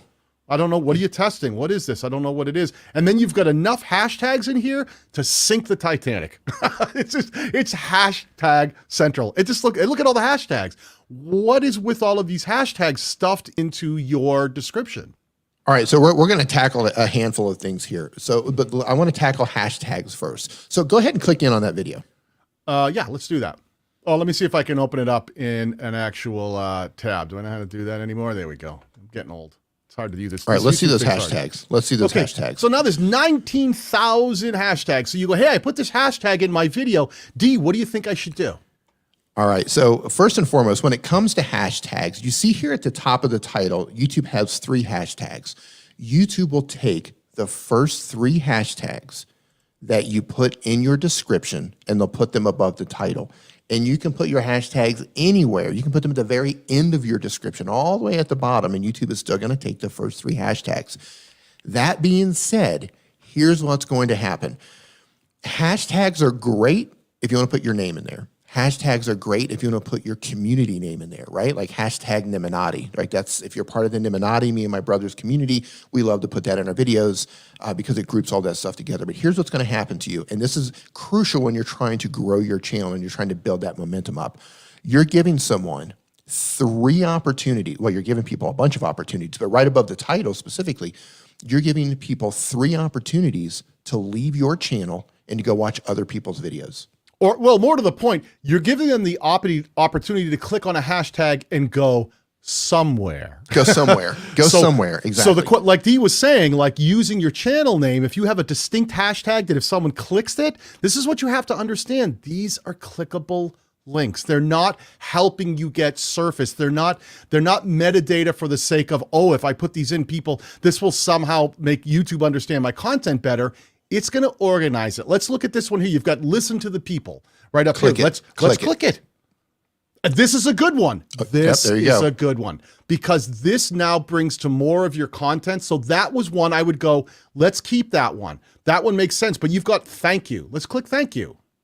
Boom, that you lost them. They're gone. You lost them. So you put so many in there and you weren't intentional that I would have told you pick the one, find one. And if it's listen to the people, if that's your slogan and it's going to serve up more of your content, bam, use that one hashtag. And everyone who knows your channel will go, when I see listen to the people, I know that's the Not My Verbiage channel. That's their slogan. And I'll get more of that content. All right. Because you don't know if justice is broken. You've got so many that you've made up yourself. People plan that are doing that, but they're all being redundant. So just find one. Not thank you. Pick the one. If it's like you have all these weird slogans that you've decided you're going to make about your channel. Just pick one. And if it's talking the problems or listen to the people, stick with one. Yeah. And that's easy for people to remember too. Like as you're building your community, it's going to be a lot easier for them to gravitate towards one thing. Like that's merch worthy. Maybe your because I see you sell merch. Maybe your merch says listen to the people, right? So maybe you got listen to the people shirt. You've got the listen to the people hashtag. Like that can become your thing instead of trying to shove all of this other stuff up into there. Okay. So here's the very next problem that I see right off the bat. You need to watch this. I asked a question. I have no idea still what you're talking about. I don't understand. Well, I need to watch it? No, I don't, because you're not telling me what it is. I've got no value. Right. Looking from the outside, I don't know what this is. And here's the biggest problem I see. Let's say I actually watch this video. And then tomorrow, YouTube serves me this one, and then a day later, it serves me that one, and 2 days later, it serves me this one, and then a day after that, it serves me this one. I've seen it. I watched it. I watched it already. I know this. It's the girl with the orange hair with the cartoon behind her and the green. I've seen it. And it's just a bunch of words. I've already seen this video. You can't just treat live streams, if that's what these are. They may not be. You said you mostly do live streaming. You have to treat content as content. You have to package content individually for the viewer so they know what it is. Imagine if every Doritos bag flavor all had the exact same packaging and you went, I want Cool Ranch. I don't know which one's the nacho cheese. They all just had the same color and there was no They all said this. distinction. They all said Doritos, eat this. Right. And it was like a red bag that said Doritos, but they were all different flavors and they were all different things inside, but you can't tell from the outside. So you need to make sure packaging, everybody, now these may or may not be live streams, but again, you've got all kinds of hashtags on that one again, in the description of this. Make sure each one of these is distinct and can stand alone as an individual piece of content. So when someone sees it, they go, I'd like to watch that. Don't just cookie cutter everything and package it all the same. Let's make sure that you're really being distinct. Yeah, I can tell you right now, you might have an amazing message to share with the world. In fact, you probably do. Most people do. You might have an amazing story, an amazing message to share with people, but you're getting lost and you're not growing because of your lack of clarity and your lack of messaging. This is holding you back 100%. If you're wondering, why is my channel not growing? I've got this great message I need to share. I can help people, or whatever it is that you're doing. This is why you're not growing right here. So this is specifically why you're not growing. Like we still don't know what your channel's about. Yeah, it's like these conversations that I just don't even quite get. I don't know what Mammothon Day is. That's probably mammograms, maybe? Was it probably breast cancer awareness? I'm not sure. Trash talking. Now, this is an interesting thing. You're having your two highest performing videos are both about a serial killer and convicting a murderer. So this is interesting, but this one got 3,100 views. That got 50,000. The minute you broke the pattern of just putting the same thumbnail up every time, this one a year ago, news footage of the worst serial killer, Samuel Little. I don't know if this is a great video or not, but it was clear. It looks like these are all the victims, and you have a very clear title that says news footage of the worst serial killer, Samuel Little. That connected. People understood what it was. I don't know how it performed, but it got a lot of clicks and views. It's got 50,000 views. It was something that people are interested in, but I don't understand, again, what that has to do with disregarding evidence that upsets are you looking at crime cases? Last Dig special guest, I don't know what that is. Welcome to Trash Talking, I don't know what that is. The story started. Gets truncated. The former department coroner, I have to try to figure out what this is. I don't know who Donna Frankart is, so I don't understand what that is. This is what it is. Miss Piggy is down here. Let's talk with Miss. This is just all over the place. So what I would tell you is make sure that you have a very strong value proposition, my friend, what your channel's about, who the target audience is, why they should watch your channel, and try to get into one lane. Don't just make a channel about, you're not Joe Rogan. Even Joe Rogan, when he talks about a lot of different topics, spent years cultivating that community to the point where he can talk about varied different types of topics, and he leverages well-known people, trending popular news stories and topics that are in current events, and he puts them in front of people to give them an insider's view to the things that they can't find in other platforms. So he's leveraging a very specific thing that he gives to the viewers, not just, I'm just talking today, we talk about whatever, Miss Piggy, I don't care what we talk about. He's very specific about the kind of topics he wants to talk about and how he's going to approach them and present them to his community that he spent years building. I mean, you're putting in the work. You're putting in the work, and you had one video that completely connected with an audience. So you have the potential here to continue to connect with an audience. It's just you're completely lacking clarity or any sort of packaging.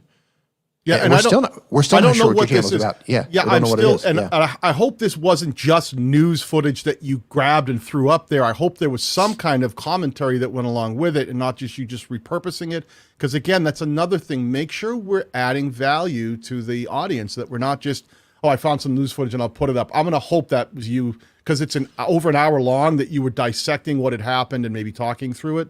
But try to find the things that connect on your channel.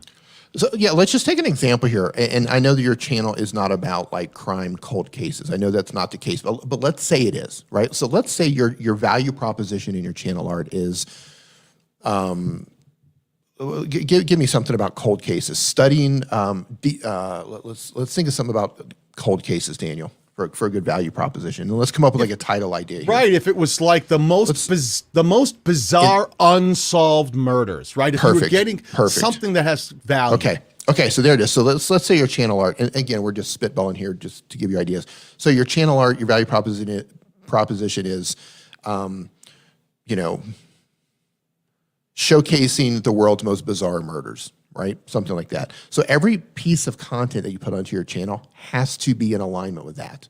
So when you're getting ready to make a video, you got to stop and think about, okay, does this video connect with what I'm telling people my channel is about, which is about bizarre unsolved murders? And if it is, you make that video and you title it in a way to where it connects with that value proposition, and you speak the same language. So maybe you could have a list video, top 5 bizarre murders in the world. That's a video title. It's still in alignment with your value proposition, right? But what it is right now, like you're kind of all over the place and we're not really sure what's going on. Daniel, we lost your audio. I muted myself so that I wouldn't be talking over you. I sometimes have to shut myself up. One of the things that we're really talking about here, people, messaging. You got to make it clear to the audience you're trying to reach what it is your channel's about. She says, I talk with supporters of wrongful convictions. Oh, that's a great That's a value prop. But there you nothing, go. Nothing of that. That's what you just told us what the channel's about. There you go. have discussions with supporters of wrongful convictions. So this whole thing is about wrongful convictions, things like that's what should be screamed in the. That should be your channel art, not disregarding evidence that upsets theory. You see what happened here? We're stumbling over your channel, trying to figure out what's going on with your channel art. But you said one thing in the chat. You said one small sentence in the chat, and both of us went, "Oh, now we get it."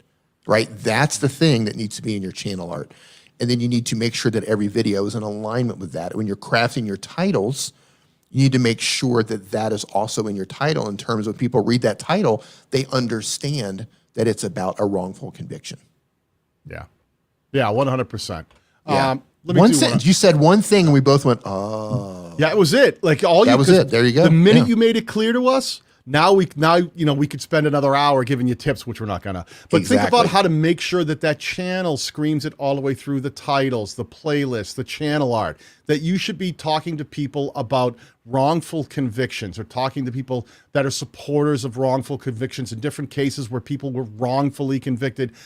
So then you could really break it down. It makes a lot of sense. I can already see the substructure of how it should be laid out, like a complete library of different hot cases that are trending right now. Exactly. Do you see how clear everything becomes once you understand your value proposition? Like everything just falls into place, right? Like that was the missing piece for your channel. So you knew what it is, you just weren't able to communicate that to everybody else. So understand this moving forward, right? So discussing, what is it? What was it here? Discussing, talk with supporters of wrongful convictions. Right. Okay, so what would be a great way to word that for a value proposition? That's one I would just work with. I think I talk with supporters of wrongful convictions is tricky. The wrongful convictions is all of it, right? Yes. Wrongful. I would have started with this. I would have said discussions of wrongful convictions. Dissecting wrongful convictions, right? Boom. That would have been it. I feel like I need a microphone to drop. Hold on. Hold on. I'm just gonna. There you go. Okay. Right? And then I would go, oh, she's like breaking it all apart and breaking it down and pulling it apart and coming from different angles and talking about these wrongful convictions. And then you could have had all those playlists in there that were specific cases. And then your title shouldn't be things like, Mammothon, my first, I'm so honored. I don't know what that is. What you should have been saying is a 8 or 19-year-old male wrongfully sentenced to 29 years in jail. And then I would go, whoa, why? What was this guy wrongfully sentenced for 29 years in jail for? That would suck me in. And maybe you could show the image of the person and maybe have in the thumbnail, this may be a trending topic. You show the face and you have maybe his name in the thumbnail, just the guy's name. So if people are following the name, then they're going, oh, I'm trying to find out more about this guy who just got sentenced to 29 years in jail. I think he was actually innocent. These are the kind of packaging that you should think about. So it screams to the person what they can expect to find on the inside. I love that. Dissecting wrongful convictions. That's so simple. That's so simple. That's so simple. And just keep working with it until you find something that makes sense. It doesn't have to be perfect. You're going to find the perfect one for yourself. We've got another one here. Next up was very kind in the chat and asking cautiously and carefully, hey, is there any way I could get a channel review? That you said the right words. You didn't spam. You asked a nice, simple question. So this is next up. Dee, what do you think of this? First of all, you've got 13,000 subscribers. You're getting some views. So you're heading in the right direction. I would just want some clarity in your channel art. Like what is going on with next up, right? You've got next up there. It looks great. It's eye-catching. I love your color schemes. Well, what's your channel about? Yeah. What is your channel about? Yeah, I am missing part of what the value prop is. It's like this cartoon drawing, which is, I assume, of you, and there's the headphones. So like, are you a gamer or what's next up? So just make sure you get under the next up. I'd make next up a little smaller and get the value prop underneath because I kind of like the logo. That's kind of cool. I do too. if it just had a value prop here, that would make a ton of sense. It looks like he's doing reaction videos. So reaction, listening to your music panel stream. How do you like that? All looks like reaction. I will tell you this, be careful. You probably know this. Reaction videos are one of the hardest ones to get monetized nowadays. You may already be monetized, and I hope you are, but they're one of the hardest ones to keep monetized in terms of not even if you get monetized, to actually get some ad revenue driven around it, because a lot of advertisers are just moving away from it. YouTube is sort of devaluing these ones because they feel like there was a whole wave of problems we had with like the reaction girls, like whatever it was. I'm sorry. I was just going to say, he just told us what his channel is about. And here's the disconnect. You ready? Okay. A platform for underrated artists. Also reactions. I need a buzzer. Here, let me show you why this is problematic. D, let me ask you a question. Yep. What's your favorite mobile app for video editing? Oh, Video Leap. Okay. Ask me the same question. Hey, Daniel, what is your favorite mobile app for editing video? I like bacon with my eggs in the morning. Oh, and you know what? My cat is crazy. She chewed up my my sofa last night. Do you understand that when you diversify the conversation and you take it left, people go, I'm not interested in that. Why are you talking about that? I thought we were talking about your favorite, mobile editing app, and you start going another way. This is where a platform for underrated artists, I kind of get. Maybe you're spotlighting, I'm going to say, I don't know what artist is, maybe music artists that you're trying to bring attention to. That makes sense. And you go, also reactions. Make sure that there might actually be something tied into that. You might actually be saying, listen, it's not really reaction. You're phrasing it as a reaction video, but what you're really doing is bringing up artists that are somewhat unknown, featuring them, and maybe going, spotlighting them. More of like spotlighting these not necessarily underrated, but lesser known and upcoming artists. That would not be Ariana Grande or Cardi B. Like those do not fall into underrated artists. Right. I don't think that Billie Eilish is really that underrated struggling artist. Maybe you might think that she's underrated, but I think she's got some pretty good ratings. So again, like none of this now you've got underrated reaction, underrated rap, reaction to your music. So it's very diverse. You right in the middle of the conversation, you started talking about eggs with your bacon and you lost us. So really think about how you can get this, because I don't know what next up is. Next up almost makes sense if it is about music and you start talking about like up and coming next up. Now it starts to make sense. If it was spotlighting up and coming musical acts or musical artists, then I go next up. Well, now I get it, right? Because it's next up. It's upcoming. Someone's on their way up. Then it kind of makes sense. But the reaction thing, you got to have that make sense. And it has to stay true to the value proposition, like Dee said, because you're doing two very different things. None of the people that we were just looking at are up and coming artists, unless, I should probably take that back.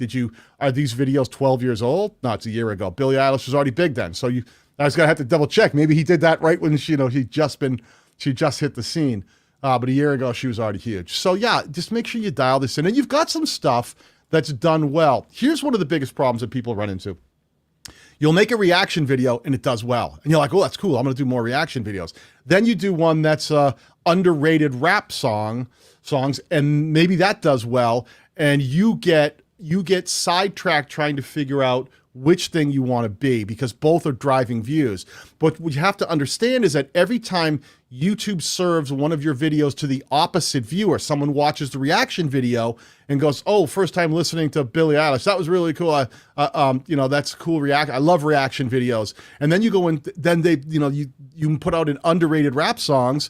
YouTube tries to serve that to the person who likes reaction videos and goes, I don't care about underrated rap songs. I like the reaction video. I want to see the reaction of the person hearing Billie Eilish for the first time or whatever it was, and they don't click.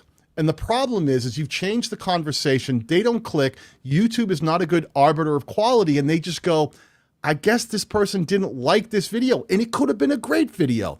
But because it's fragmented from the audience that enjoyed the other content and they chose not to click, you start losing that recommendation from the platform because you're trying to serve everything at once instead of trying to stay in one lane.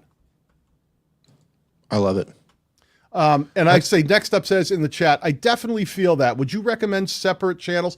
I would. I think if you're doing a reaction channel, and you tell me yourself, you know your data, if it's still driving money, it's doing what you want it to do, yeah, make it the react, then make a reaction channel. And then if you want to do a different one that's really featuring up and coming artists, then do that. You know, and they can even have those channels kind of, you know, you can recommend one and the other and go, hey, if you dig what we do for reaction, we also have another channel that spotlights up and coming artists. And, you know, you can try to see if anyone will feed off that. I'm going to look really quickly just to get an idea of what's performed most popular. And it's reaction, first time listening, first time reaction. So just my gut is that your reaction thing is what's done well. And if it's doing okay and you've been having no problems with monetization, a lot of times what happens is a lot of these videos don't get monetized because you don't have the rights to the music you're listening to, or they'll automatically grab it. So they'll let you use it sometimes. They won't take it down, but you lose all the monetization. So goals, figure out what your goals are for the channel. And if your goal is to build a channel that can drive revenue, but you keep making content that you can't really, that keeps getting all the monetization taken away, then really think it through. Come up with a strategy for what you want your channel to do and follow that path. All right, let's pull up Michael Daniels out of the chat. Okay. Let's look at his channel. Michael, is that the actual name? Michael, yep. If I can spell Daniels. I like the last name. I was gonna recommend SE Super Safe, but it looks like he left. Looks like he left, so I guess he won't be getting pulled up. Is this the Michael Daniels we were talking about? Yep, that's him. Oh man, I'm good. And I think he had a specific question that I can't find it here in the chat. Michael, can you please post your question again? I can't. I'm scrolling through here looking for you, but I can't find what you said. I'm looking at our private chat from our good friend Clint. He said, let's review Michael Daniels. He's an avid SY. He's a StreamYard user, so I don't know exactly what it's about, but he's an avid StreamYard user, so he's probably answering the fact that we do a lot of live streams. We asked about live stream channels. Here it is. Here it is. It says, many years ago, I chose myself for my channel. I'm guessing with his name. Yet I have a theme with live game shows and tinkering with tech shows. If you can, please review if you have time. Yeah. Okay.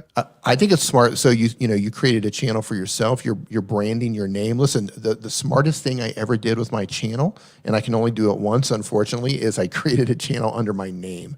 Like I've had more success by branding myself, my personal brand, than I could anything else. So I think that's the right move. Because plus, you can pivot at any time. You're like, hey, I don't want to be a game channel anymore. You can change and do something else. Yeah. The one thing I'm seeing right off the bat here, Michael, is that, again, when we talk about trying to really stay in one lane, I'm seeing, the Friday night game night, then I see the Tinkering Wednesdays, it's with tech, tinkering with tech, and then this looks like a horror thing, live game show Forbidden, and then live game show playing with matches, then tech again over here.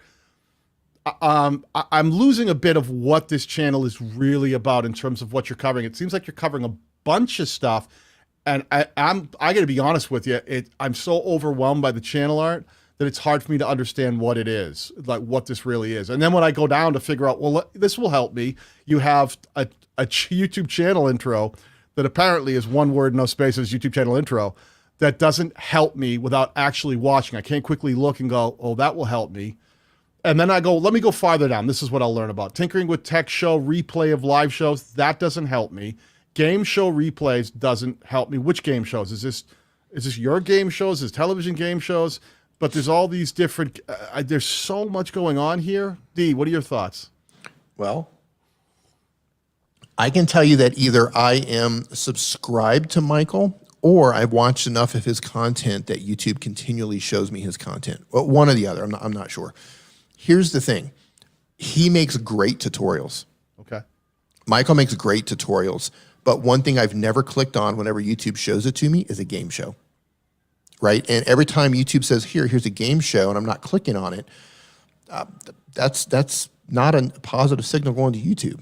Yeah, his most recent content too, right? Let's talk about that again. So they serve this to D. He goes, yeah, I'm not going to watch that. And then when they serve this one or this one, he goes, that's that same video I chose not to watch. I'm not going to watch either of those two. I already said I don't want to watch that. They're identical. Yeah, there's a slightly different name here, Codebreakers #2. I don't know what that means, Codebreakers game show. If I don't know what this is, you got 60 views, 67 views. Is this a live stream thing you do? Maybe that's what you'd asked.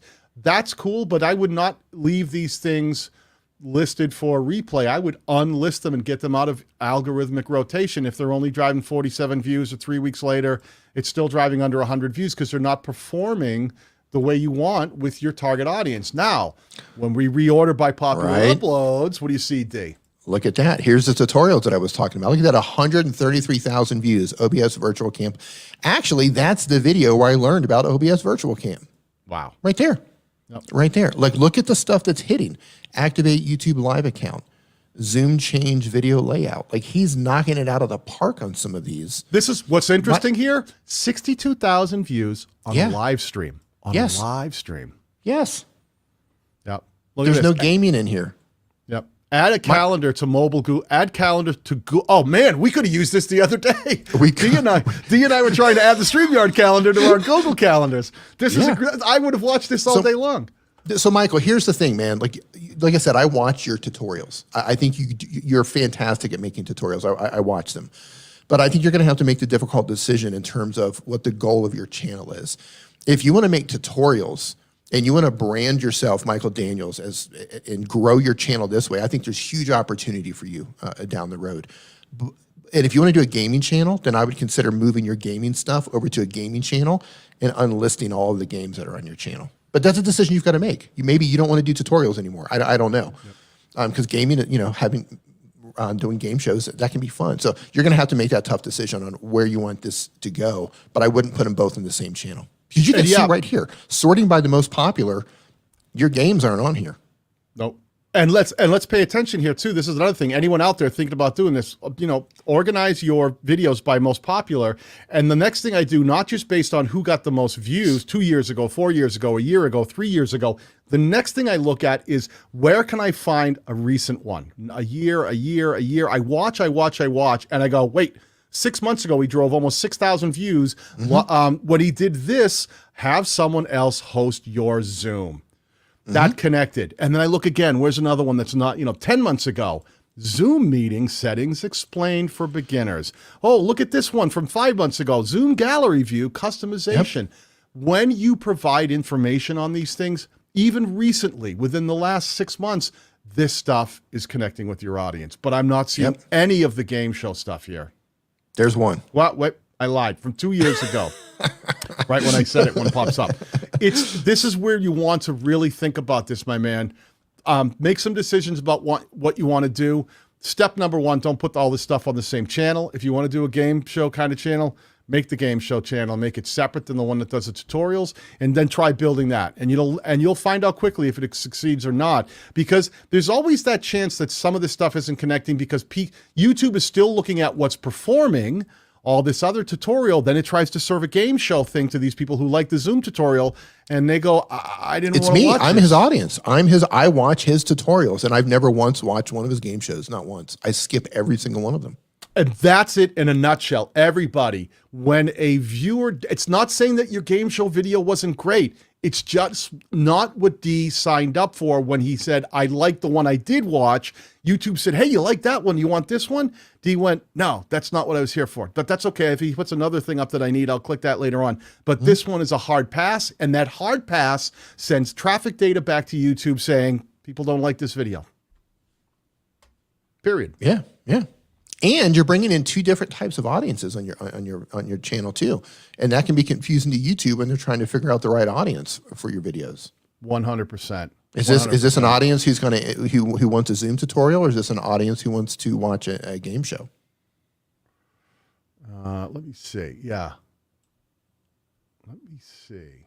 I'm trying to pull another channel from the chat here. The nurse. I'm going to see if this works. Okay. Wish me luck. Wish me luck on this one. Best of luck, sir. Let's see what I come up with. Okay, now this was one, it says from the Nurse and the Nerd. Let me just turn that off.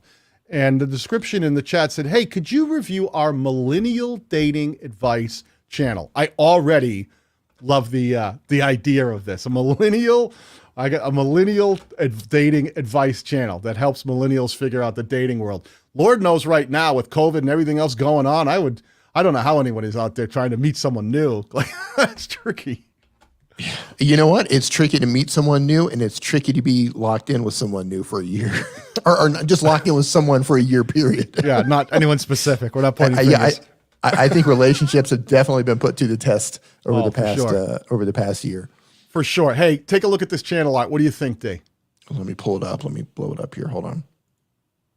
All right. Welcome to The Nurse and the Nerd. Dating advice from a married couple, daily vlogmas, weekly healthcare, technology, culture breakdown. Okay, so you're going with the whole lifestyle thing. You've got a mix there. But here, okay, first impressions. The Nurse and the Nerd. Okay, I get it, healthcare, and I get it with the tech stuff. But I'm not sure in terms of your audience. Like, I would sign up for one of those, probably not both of those. Right? I think you're going to pull in a different type of audience for each one. And I love that you have your pictures in the header art. I would have tweaked that a little bit more. Like, I don't know which one's the nurse. Who's the nurse? I was going to say, I don't know. Who's the nurse? Who's the nerd? Play that up. Get a cool picture taken. Neither one's dressed as a nerd, and neither one is dressed as a nurse. From my standing here, so that totally could be a branding play for you. Yeah, like, ham it up a little bit. Put whichever one of you is a nurse, put that outfit on. The other one is a nerd. Maybe get some thicker glasses and just have a fun picture with it. First of all, daily vlogmas. I can't in good faith recommend that anyone does vlogmas ever. Right. And do you see something that I'm seeing? Does anyone else have a problem with this line here? Dating advice from a married couple. If I had a channel that was marriage advice from a single guy, I kind of would go, wait a minute, hold on. I'm feeling a bit of disconnect here. You're a married couple, but it's dating advice from a married couple? I would have changed that to relationship advice from a married couple, the nurse and the nerd, okay? Because the dating advice thing, to me, from a married couple, if you guys are still dating, maybe I've misunderstood exactly what this channel's about. It might be a swingers channel. You might have an open relationship. I don't know. But it just seems to have a little conflict, again, with all these daily vlogmas, dating advice from people who aren't dating anymore. And by the way, we talk about healthcare, technology, and culture breakdown. I think you need to pull that together. I think I would play like Dee said. First of all, separate the words. Why you have it all jammed together is really tricky for me. I would say put the spaces and let people read it. The space nurse, and maybe do the ampersand and the nurse and nerd. Sorry, not the nerd, but the nurse and nerd. Okay, we're going with that. I would have liked it better if it was the nurse and the nerd. It would make more sense to me. But then separate it. You've got it all jammed together up here. I don't know why you're doing that. It's just a stylistic thing you're doing, and I would advise against it because it makes it hard to read. Looking at, again, we've got uploads, we've got tech channel. Maybe this is his channel. He has a separate channel, and you're pushing over there, so there's some disconnect. That's where, if that's the truth, if that's him, I'm trying to look. It looks like it might be the same guy.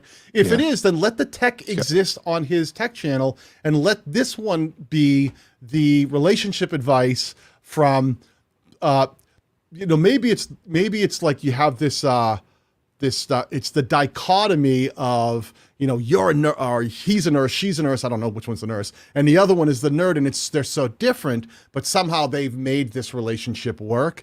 And then there's a story arc that I can follow. You should have content that really starts not only giving advice, but follow the story arc of how you've made this relationship work in your daily struggles, and follow when you say daily vlogmas, I don't want daily vlogmas. I want to get the feeling that there's a reason for me to come back, that you're in a relationship that, every day you're working it. Some days it's harder, some days it's easier. Put the struggles in there, show the story arc of how your relationship is going and where you've been, explain what problems have been along the way, and then use that to leverage the advice. So you're giving your own perspective to other people, but this story that people can get involved in, thin this out a bit. Yep, I agree. Okay. What else do we got in here? I'm digging. Next up. I think the overall messaging today, and this seems to be every time we do channel views, is a lack of clarity in messaging. That seems to be the recurring theme for almost every channel that we pull up. Yeah. Messaging, packaging, lack of clarity. Yeah, I think that's the most important thing that any channel out there, every one of you, needs to think about is how can I really, really make it clear who I'm trying to reach and what this channel is about, and how can I present it in easy packaging that people can see and go, yep, I know what that is. I know what this is, and I'm in. Instead of sending them all over the place.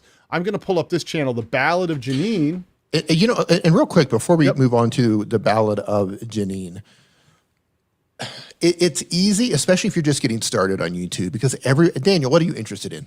Give me your top 5 interests. Well, I was a general contractor for over 3 decades, so I'm very interested in the field of construction. I was a professional musician for years, so I play guitars. I love riding Harley Davidsons. I got one pulled apart in my shed right now. We're rebuilding that one. I also love working on trucks. Oh, and I liked working on making content that can grow my YouTube channel. All right. So exactly. You had to choose which one of those things to actually make a YouTube channel about. If you would have mixed all of that stuff into one video, I mean, you might have won with it, maybe. Chances are you would not have, right? Because variety channels worked at one time. It was a lot easier to grow with variety channels at one time. I'm not saying you can't do it, but you have to understand that you are swimming upstream in 2021 with a variety channel. But focusing in on a particular type of content that serves a particular audience who has a particular need, and that need could just be entertainment. Maybe they're just coming to you for laughs, or maybe they just want marriage advice, right? Find an audience that needs to be served and serve them. Don't try to serve a bunch of different audiences. Try to find one audience and serve that audience. That's how you're going to grow faster. Yeah, well, that was the thing, right? Like, there's all these things that are in my history. Like, when I talk about, it's pretty clear. I've got, like, all kinds of stuff in the back of me that talks about automotives and music and the things that I love. But those are just pieces of me. I only leverage them so that it makes me stand out, like, oh, that's that guy who, talks about making better video content and growing your YouTube channel. He's got the long hair. He's a musician kind of guy, but that's not what his channel about.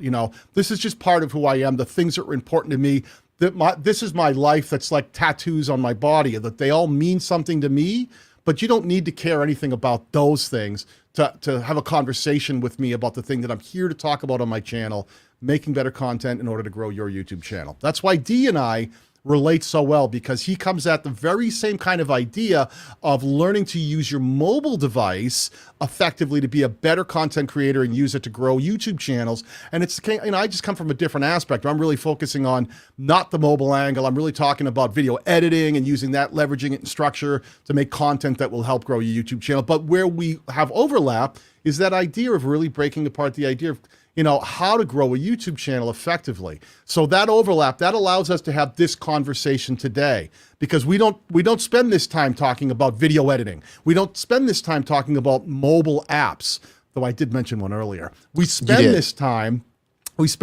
talking about where the overlap exists, which is, let's talk about growing YouTube channels. That's what you want your channel to do as well. Make sure it stays on point in a singular discussion that the audience you're trying to reach is invested in and goes, yep, I'm in. And that I think that's the fastest way to grow. So we've talked about a couple of different things to focus on here. So I'm going to just kind of repackage this for somebody who might just be coming in here.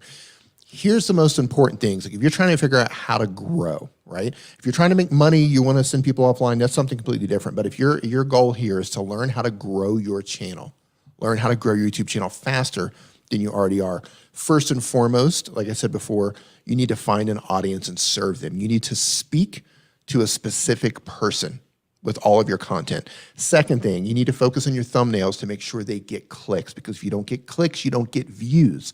Once you do get clicks, you have to pay attention to your audience retention to make sure that they're actually watching your videos. If you look at the graph, I showed this graph earlier on. If you didn't see it, if you weren't in here, watch the replay. I pull up one of my videos and show you the graph. If you find that people are leaving your videos early on and they're not completing your videos, you have to figure out why. You want them to get to watch, you want people to watch as much of your video as possible. If you do that, and you get people to click, and you're speaking to a particular person, and you can get that particular person to watch multiple pieces of content, it's only a matter of time before your channel blows up. And you have to do that consistently. Yeah, consistency is key. And consistency, there's two pieces of it. Not just meaning you have to publish every a certain amount of time, like don't only leave a certain amount of days in between uploads. That's consistency. But consistency in topic, direction, and conversation. Okay, so you're doing it frequently, so it's expected time, that not necessarily the same time every week, but you're going like every week I publish a video. And then it's always stuff that's consistent to the messaging and the value proposition of your channel. Yep. This is the Ballad of Janine, who asked, my channel is branded, but when I started my channel, I really hadn't found my thing yet. Now I want to blend my interests with my new community I am in, #help. Well, let's look at this. When I look at this and it says the Ballad of Janine, I can tell you right now, I'm confused already what the channel's about. So either you are a channel that helps people understand and repair elevators. That's possible. I like being elevated. Or maybe you make ladders, or you live up in the Rocky Mountains of Colorado. I'm not exactly sure what the elevated means. Or the Ballad of Janine, you know, maybe you're into boots, or maybe you lost your boots. Right. The boots are gone, but she's willing to pay a 2006 Indian nickel if someone would help her find. I think that's a nickel. Right. And then you've got a picture of her, which I love that she's putting herself up there. She looks she looks fun. She looks, you know, she's going to be energetic. So I love that you're putting yourself up there, but there's a major disconnect with what's going on in your channel art and what you're telling us your channel is about. I don't know if it's about boots. I don't know if it's you're singing songs about boots. I don't know if you're living on a ladder. I don't know if you're making videos about coin collecting.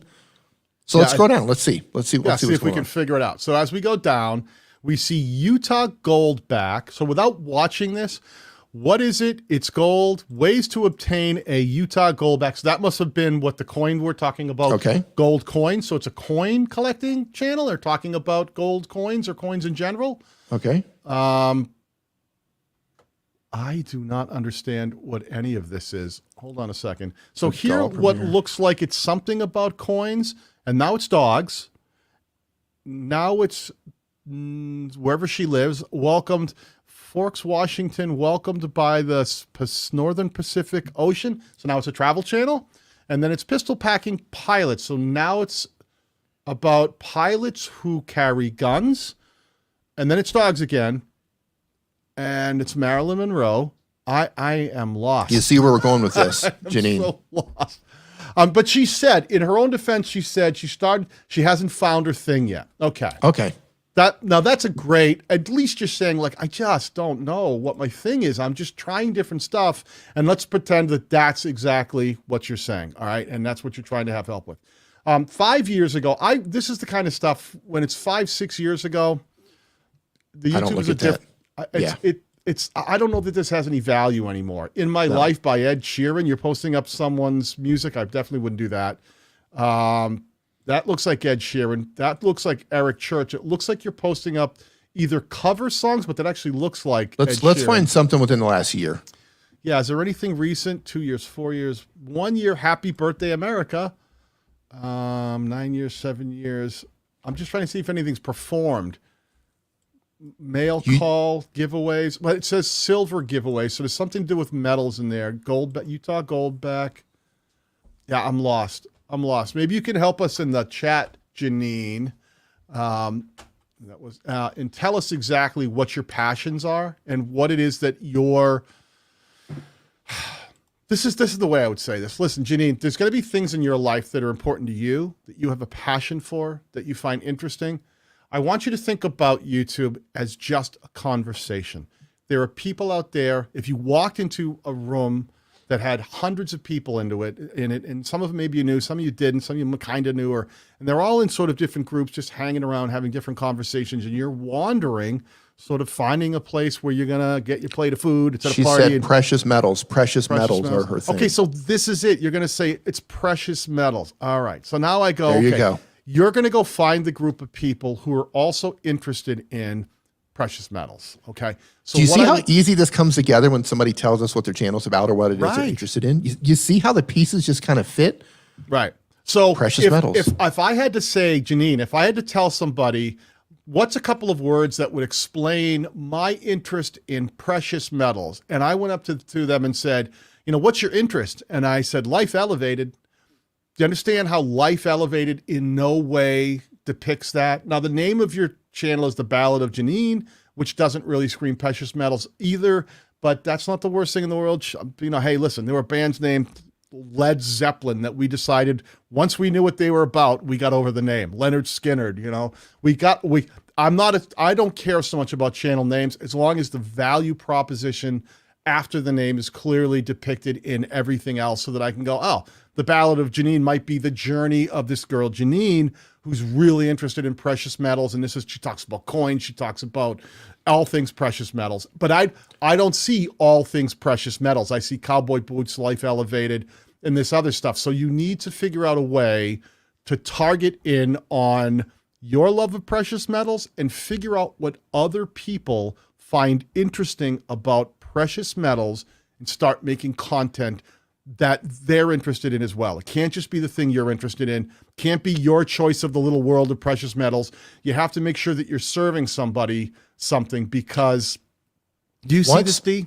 What specifically about precious metals? Are you recommending where people buy precious metals? Are you trying to tell people how they can get precious metals out of junk material? Like, be very specific about precious metals. Like, be very specific. Are you talking about coins? Are you talking about bullion? Are you talking about panning for gold? Like, what is it about precious metals? Be very, very specific, and then tell people get rid of the boots. Get rid of all that stuff and tell people exactly what it is in a short sentence about precious metals. It could be all things precious metals, and you can cover all of it. That's fine, but you need to tell us what's happening. And then if that's the road you want to go down, if you're like, hey, I'm jumping right into precious metals, then make sure that every piece of content you upload to your channel has to do with precious metals. You can't do precious metals for a few videos, and here's something about my dog, and then here's some precious metals, and then here's a video about something else. You don't want to do that. Everything precious metals. Yeah, and I'm trying to figure out, you also seem to be trying to leverage giveaways to hopefully get people interested, because I'm seeing a lot of winners, giveaways. Listen, that's the hardest way to grow a channel, because of course some people are going to show up going, oh, I get to win something? But the minute they don't win, they're like, I'm not coming back. You know, I was just here for the free thing. I didn't really care about really being invested in your channel. So you really want to be talking about precious metals in a way that people go, oh, you know, if it is coins, if it's actually, because I'm seeing a lot of coins, and you're trying to explain coins and which ones are rare and what the grading system in and things like that, what people who are collectors might want to know about this coin. If there's a coin that maybe just got released now, that it's a good buy because you know it's going to increase in value over time, you expect it's going to increase over time, you can make content that says this might be a really good investment. You might want to look into it and make a video about that you provide that value to somebody else. But I'm not really seeing I'm seeing the dog in some, I'm seeing gold, looks like almost like bullion here, you know, like stamped gold pieces. So Daniel, she wants to know what she should do with her old videos. Should she hide them? Here's what I would tell you, Janine. I tend to do this. I look at what's performing on your channel. If you have older videos that had a lot of views that are still performing today and driving views, and they're unrelated to the value proposition of your channel of, you know, talking about precious metals and refine that, then unlist them. I wouldn't delete them. Just take them, unlist them. That takes them out of algorithmic rotation. So YouTube won't recommend that. Someone watches some other video that has nothing to do with precious metals, and then they get served the precious metal coin thing, and they don't watch, like we talked about earlier. Imagine all the people who came in for that Ed Sheeran video, or multiple Ed Sheeran videos, and they're like, wow, I like this. They're making videos about Ed Sheeran or whatever it is that you're doing. They subscribe, and then here's a bunch of videos about precious metals. They're not going to be interested in that. You've got dead subscribers at that point. Yeah. Now, here's the thing. If you unlist those videos, you don't have to delete them, just unlist them. You're going to lose watch time. You're going to lose views. You're going to lose all that stuff, and it's going to be painful to look at, right? But long term, right? Not a month down the road, but long term, think 6 months, think a year, think 2 years down the road. Once you have a collection of content on your channel that's relevant to one another, right? A content library that's about precious metals, not about music videos, not about other things that are unrelated, that's where you're going to start to see growth on your channel. It's where somebody lands on your channel and goes, oh my goodness, I just hit pay dirt. I have an entire channel from Janine. I love the way she communicates. I love the way she teaches me and explains things to me. And I have this entire channel about precious metals. I'm on board. Subscribe. Yeah. That's where you're going to see the win. Absolutely. So just get that dialed in, Janine. Just like, you know, just think about what it is. Get that value. Like everybody we're talking, get the value in there, get the messaging straight. Make sure that the packaging really screams that value. Yeah, you're going to lose the watch time. You're going to lose the watch time. But you know what? It's rip the Band-Aid off. Rip the Band-Aid off and just focus 6 months, a year, 2 years down the road. 100%. Got a message from Cliff saying that the Russian Rooster has been very patient in the chat, so let's pull you up. And this is really great. The Russian Rooster living with spina bifida, and right in the channel art, which is really nice and easy to read, living with spina bifida. This is great. This is great. Yep. It's so easy to understand. I don't know. The only thing I'd say is I don't know that you need this. Is this driving me crazy? It's so small. It's not necessary. It's just not necessary. What's bothering me more is that you don't have any kind of clickable links up here in your channel. Subscribe to your channel. Yeah. Yeah. Auto subscribe link with a subscribe here and put that there. Let's pop that up. But a great looking channel art, man. That looks really good. And I love the value proposition of, I know immediately, hey, this is the dude. He's the Russian Rooster. He's clearly has spina bifida, and his channel is about telling the story and maybe giving people motivation or understanding of what it's like to live with spina bifida, or reaching out to people who have spina bifida so they can also understand that they can relate to his story. So he's really telling a personal journey story about, living with spina bifida. It helps people understand it. It helps people who have spina bifida realize that they're not alone. And that's the kind of thing I want to see right here. My mission, this is interesting. I'm one of those people that I usually try to say, use a high-performing video up here that converts well, but I'm not afraid of having a channel trailer that really tells people what the channel's about, especially when you have a channel like Living with Spina Bifida. So I like the idea of a featured piece of content that says my mission. I might expand on that a tiny bit in the title, because my mission doesn't really say anything to me. And unless this is an unlisted video and it starts to perform well, it could get pushed out outside of your channel, and then I wouldn't understand my mission without having seen the channel art. And maybe you have this unlisted and it's only in the featured channel spot while being unlisted. If that's the case, then I get it. But if it's not unlisted and it's in regular circulation and can end up somewhere out in the stratosphere of YouTube, I won't understand what my mission is without having added I would have said, something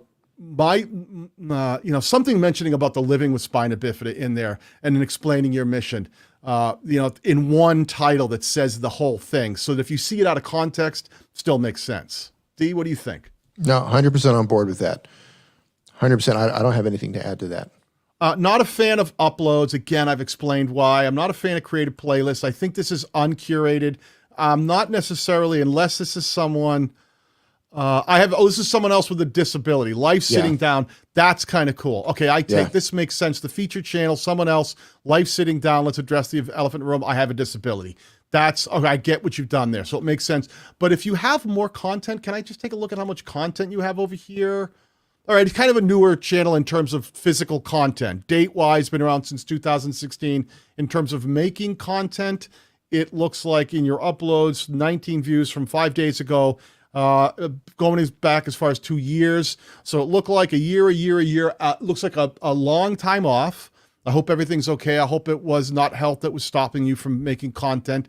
But I'm glad to see that you're making content now. So congratulations to be making content again. And it seems like you went right for, let's talk about building accessibility. Hey, it's been a minute. Let's chat. All right, so you're even addressing why you've been away.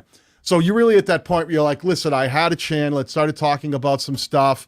It has driven some views in certain stuff. A Day in My Life at 2,200 views. That looks like it was the biggest one. What is Living with Spina Bifida? It looks like you're talking about the channel. Focus less on the channel. Focus more on the conversation.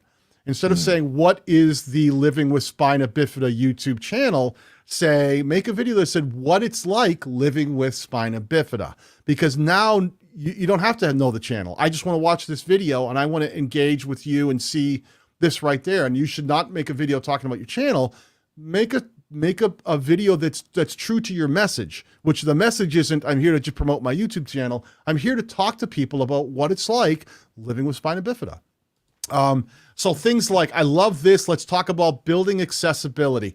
I would have added the word. I don't want to step on anyone's feet here.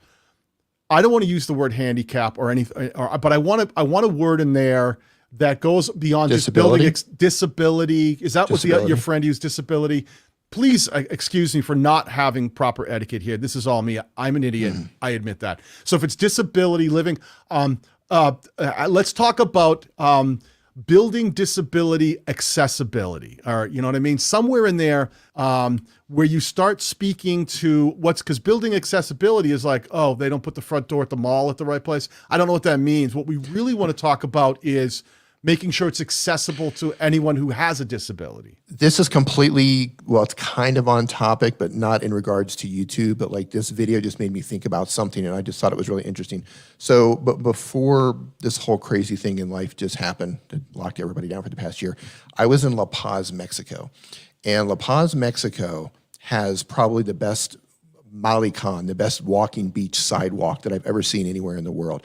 It's big, it's wide, it's accessible for people in wheelchairs, right? But the coolest thing that and it's probably around there, but I've never seen this before anywhere, they had a fairly large activity park on the beach. Like they had swings where people could roll their wheelchairs into a swing strapped down on the beach. And literally, like they built a park. They had things that went circled around. Everything was accessible specifically made for people in wheelchairs.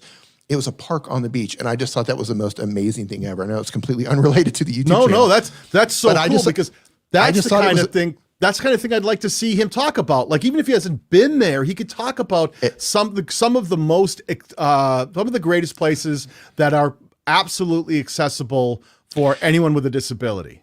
It was crazy. I remember I stared at it every time I walked by, and I just thought, why is this not a thing? Right? When I was walking through there, I was like, why is this not a thing? Like the sidewalk to get to it, the entire walkway was just, everything was accessible. But it was an entire park. Imagine a large children's playground, but everything they had on there was made for people in a wheelchair. That's awesome. It was incredible. It was incredible. It was an amazing thing to see. When we're talking about, again, Dee thought he was derailing the subject. I think he's right on point, but let's talk about making sure that we're staying true to the value proposition and staying on message. The London Blizzard Sledge Hockey Tournament, I don't know what that is off the top, unless that is a team you're on, and it doesn't connect back to living with spina bifida. Neither does the importance of snow removal. If I'm just looking at, maybe you're speaking to, you're trying to tie it back into why it's important for people who live with disabilities, that you have to make sure that snow is cleared, because it's a different challenge for you than it might be someone who can just run out there with a shovel. If that's what you mean, then make sure you package it properly, because this is not okay. A picture of snow, it looks like you're just someone bitching about that the snow didn't get removed properly. Now I don't understand the value. I don't get the living with spina bifida thing here. I don't get it here. I do get it kind of in a day of my life, because I see you in the wheelchair. My mission, again, we talked about that. That was a discussion one. Again, how accessible is the Rogers Center? Kind of interesting, 143 views. I think that I always would leverage the thing. I want to see, like, if you're going to say how accessible is the Rogers Center, then you should be like in your chair in front of the Rogers Center looking like, here's the ramp. I can get up it, get the center, and get you, and get the messaging to scream what it is. I'm talking about the ability for someone in a wheelchair to be able to get into this specific building. I liked it better when you were talking about the generic idea of building accessibility. This was a live stream. This was looks like structured content. I like the idea of you having a discussion about that impact. And I like the idea of you following that up again. You're right back at it. Listen, it's going to take a little time to get back in your groove and figure out the packaging. Nothing in here. This says accessibility chat live. Just seeing this thumbnail does not scream any of the value proposition to me. I don't see the wheelchair. I don't see the handicap access, the disability access, or whatever help me out with the words here. I needed to scream the thing like your friend did.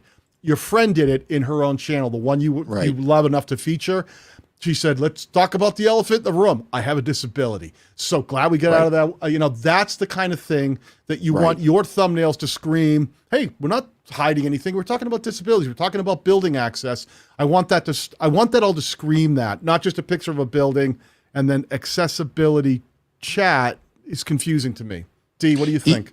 Even the importance of snow removal, like the messaging on that could have been so much better, even if they would have just split that. Here's one picture of the snow-covered driveway, and then here's another picture of you in a wheelchair. Right. Like immediately you go, oh yeah, I never thought. And truth be told, until I just saw that, never in my life have I thought about snow removal for people with disability. That's just not something that we think about. But you're having that imagery. And if I would have seen that, I would have thought, wow, I've never even thought about that. And I might have clicked on that to watch it. And I would have put, just like Dee said, I would have gotten you out there like, what the? And I would have probably rephrased that title to why snow removal is so important for people with disabilities, or something to that effect, so that I get it. I go, oh, now I get it. It's he's got a disability, and he's talking about the challenges of snow removal for people with disabilities. So talk about that, or so it's not just the importance of snow removal. You got to make that connection for me and tie it back to the value proposition of the channel. Yeah, and this is one of those channels where as you can see, Daniel and I are both struggling with words to come up with this, but like your channel and others who have channels like yours are in such a unique opportunity to not only help people who are going through what you're going through, but to educate the rest of us on how, you know what I mean? Like snow removal. I've never in my life thought about that. Yeah. I've never looked at a snow-covered sidewalk or driveway and thought about, well, this would be a nightmare in a wheelchair. It's just not something we think about. So I think you're in such a unique position with the right messaging and packaging. I think you could do so much. And messaging, take exactly like Dee said, you're not just trying to reach people with spina bifida, you're trying to reach anybody who's interested in learning about spina bifida, getting a better understanding of what it is, understanding the limitations of someone with spina bifida. If someone just if someone just had a child and the doctor said, oh, your child has spina bifida, and they're like, oh my God, I don't even know what that, and they look on the internet because they want to understand from a perspective, what's my baby's life going to be like when they're, 15, 18, 20, you have all of that. So the content I'd want to see on your homepage is like, what is start here. What is spina bifida? And you have a playlist where you start explaining some of the things about spina bifida, the challenges of having spina bifida, and explain the things that might be a little trickier for you than it could be for someone else. And then some, misconceptions about spina bifida, where you can really dive in, explain what's going on, and then in your other playlists, you can start getting into those things that are like, that snow removal and stuff. I think is killer if it was just packaged a little better. And everyone in here in the chat right now can apply this to their channel. It's not just about someone with a disability making content. Like whatever type of content that you're making, if you are trying to educate people, trying to help people, trying to motivate people, trying to inspire people, or whatever it is that you're trying to do, think through your journey, right? Because you're obviously at a place now where you think that you can teach others who are trying to go through the same thing you went through, but try to think through, what are all of the hurdles that I had to get over? Every road bump along the way, every hurdle that slowed you down, think about what those were. Even if it was just tiny and you think it's insignificant, to someone, that's a major hurdle. Write all that stuff down. Those are video ideas, right? Think about your journey and everything that you had to overcome, everything you had to learn, every hurdle that got in your way, every wall you had to climb over or knock down or dig under it, and write those down. And like those are your video ideas. Yep. And it applies to every type of content, every niche out there. And tell your story along the way, right? So you're mixing this thing, especially with your channel here.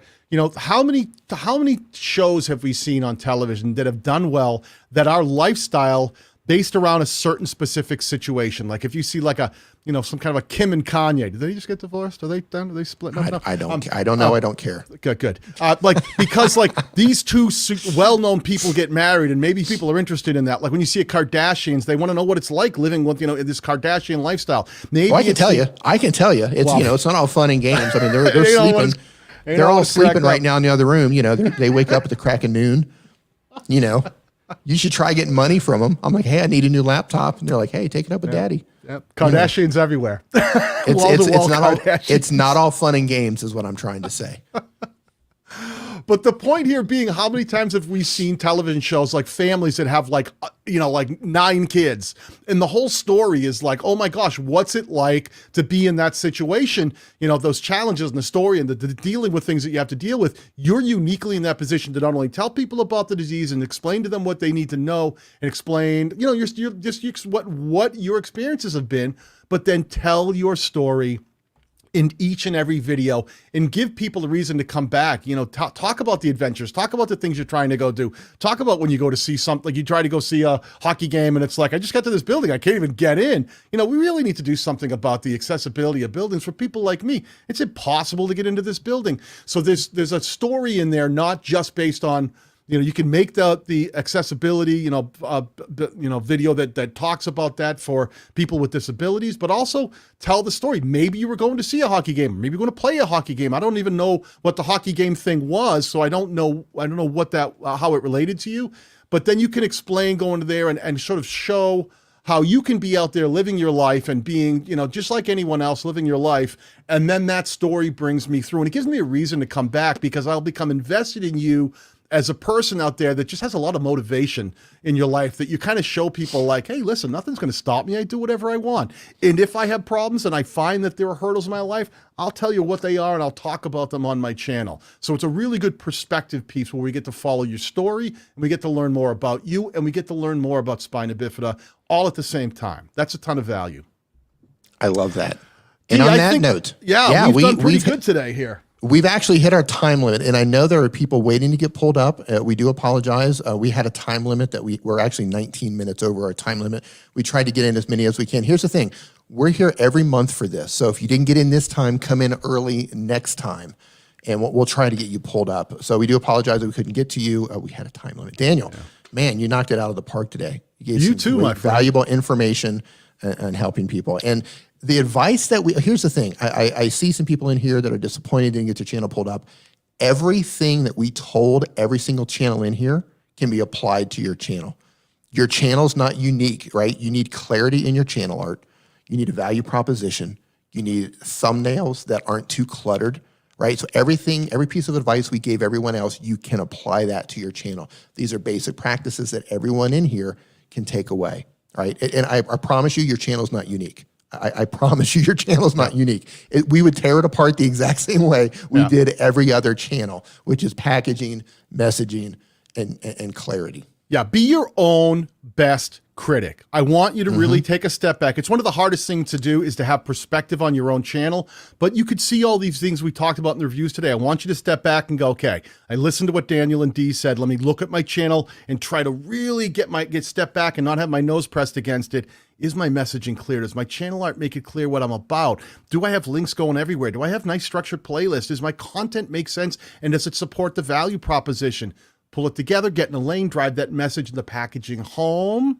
And from that point on, all you do is make content that people actually want to keep watching after the click, and you can grow a YouTube channel just like we have in 2021.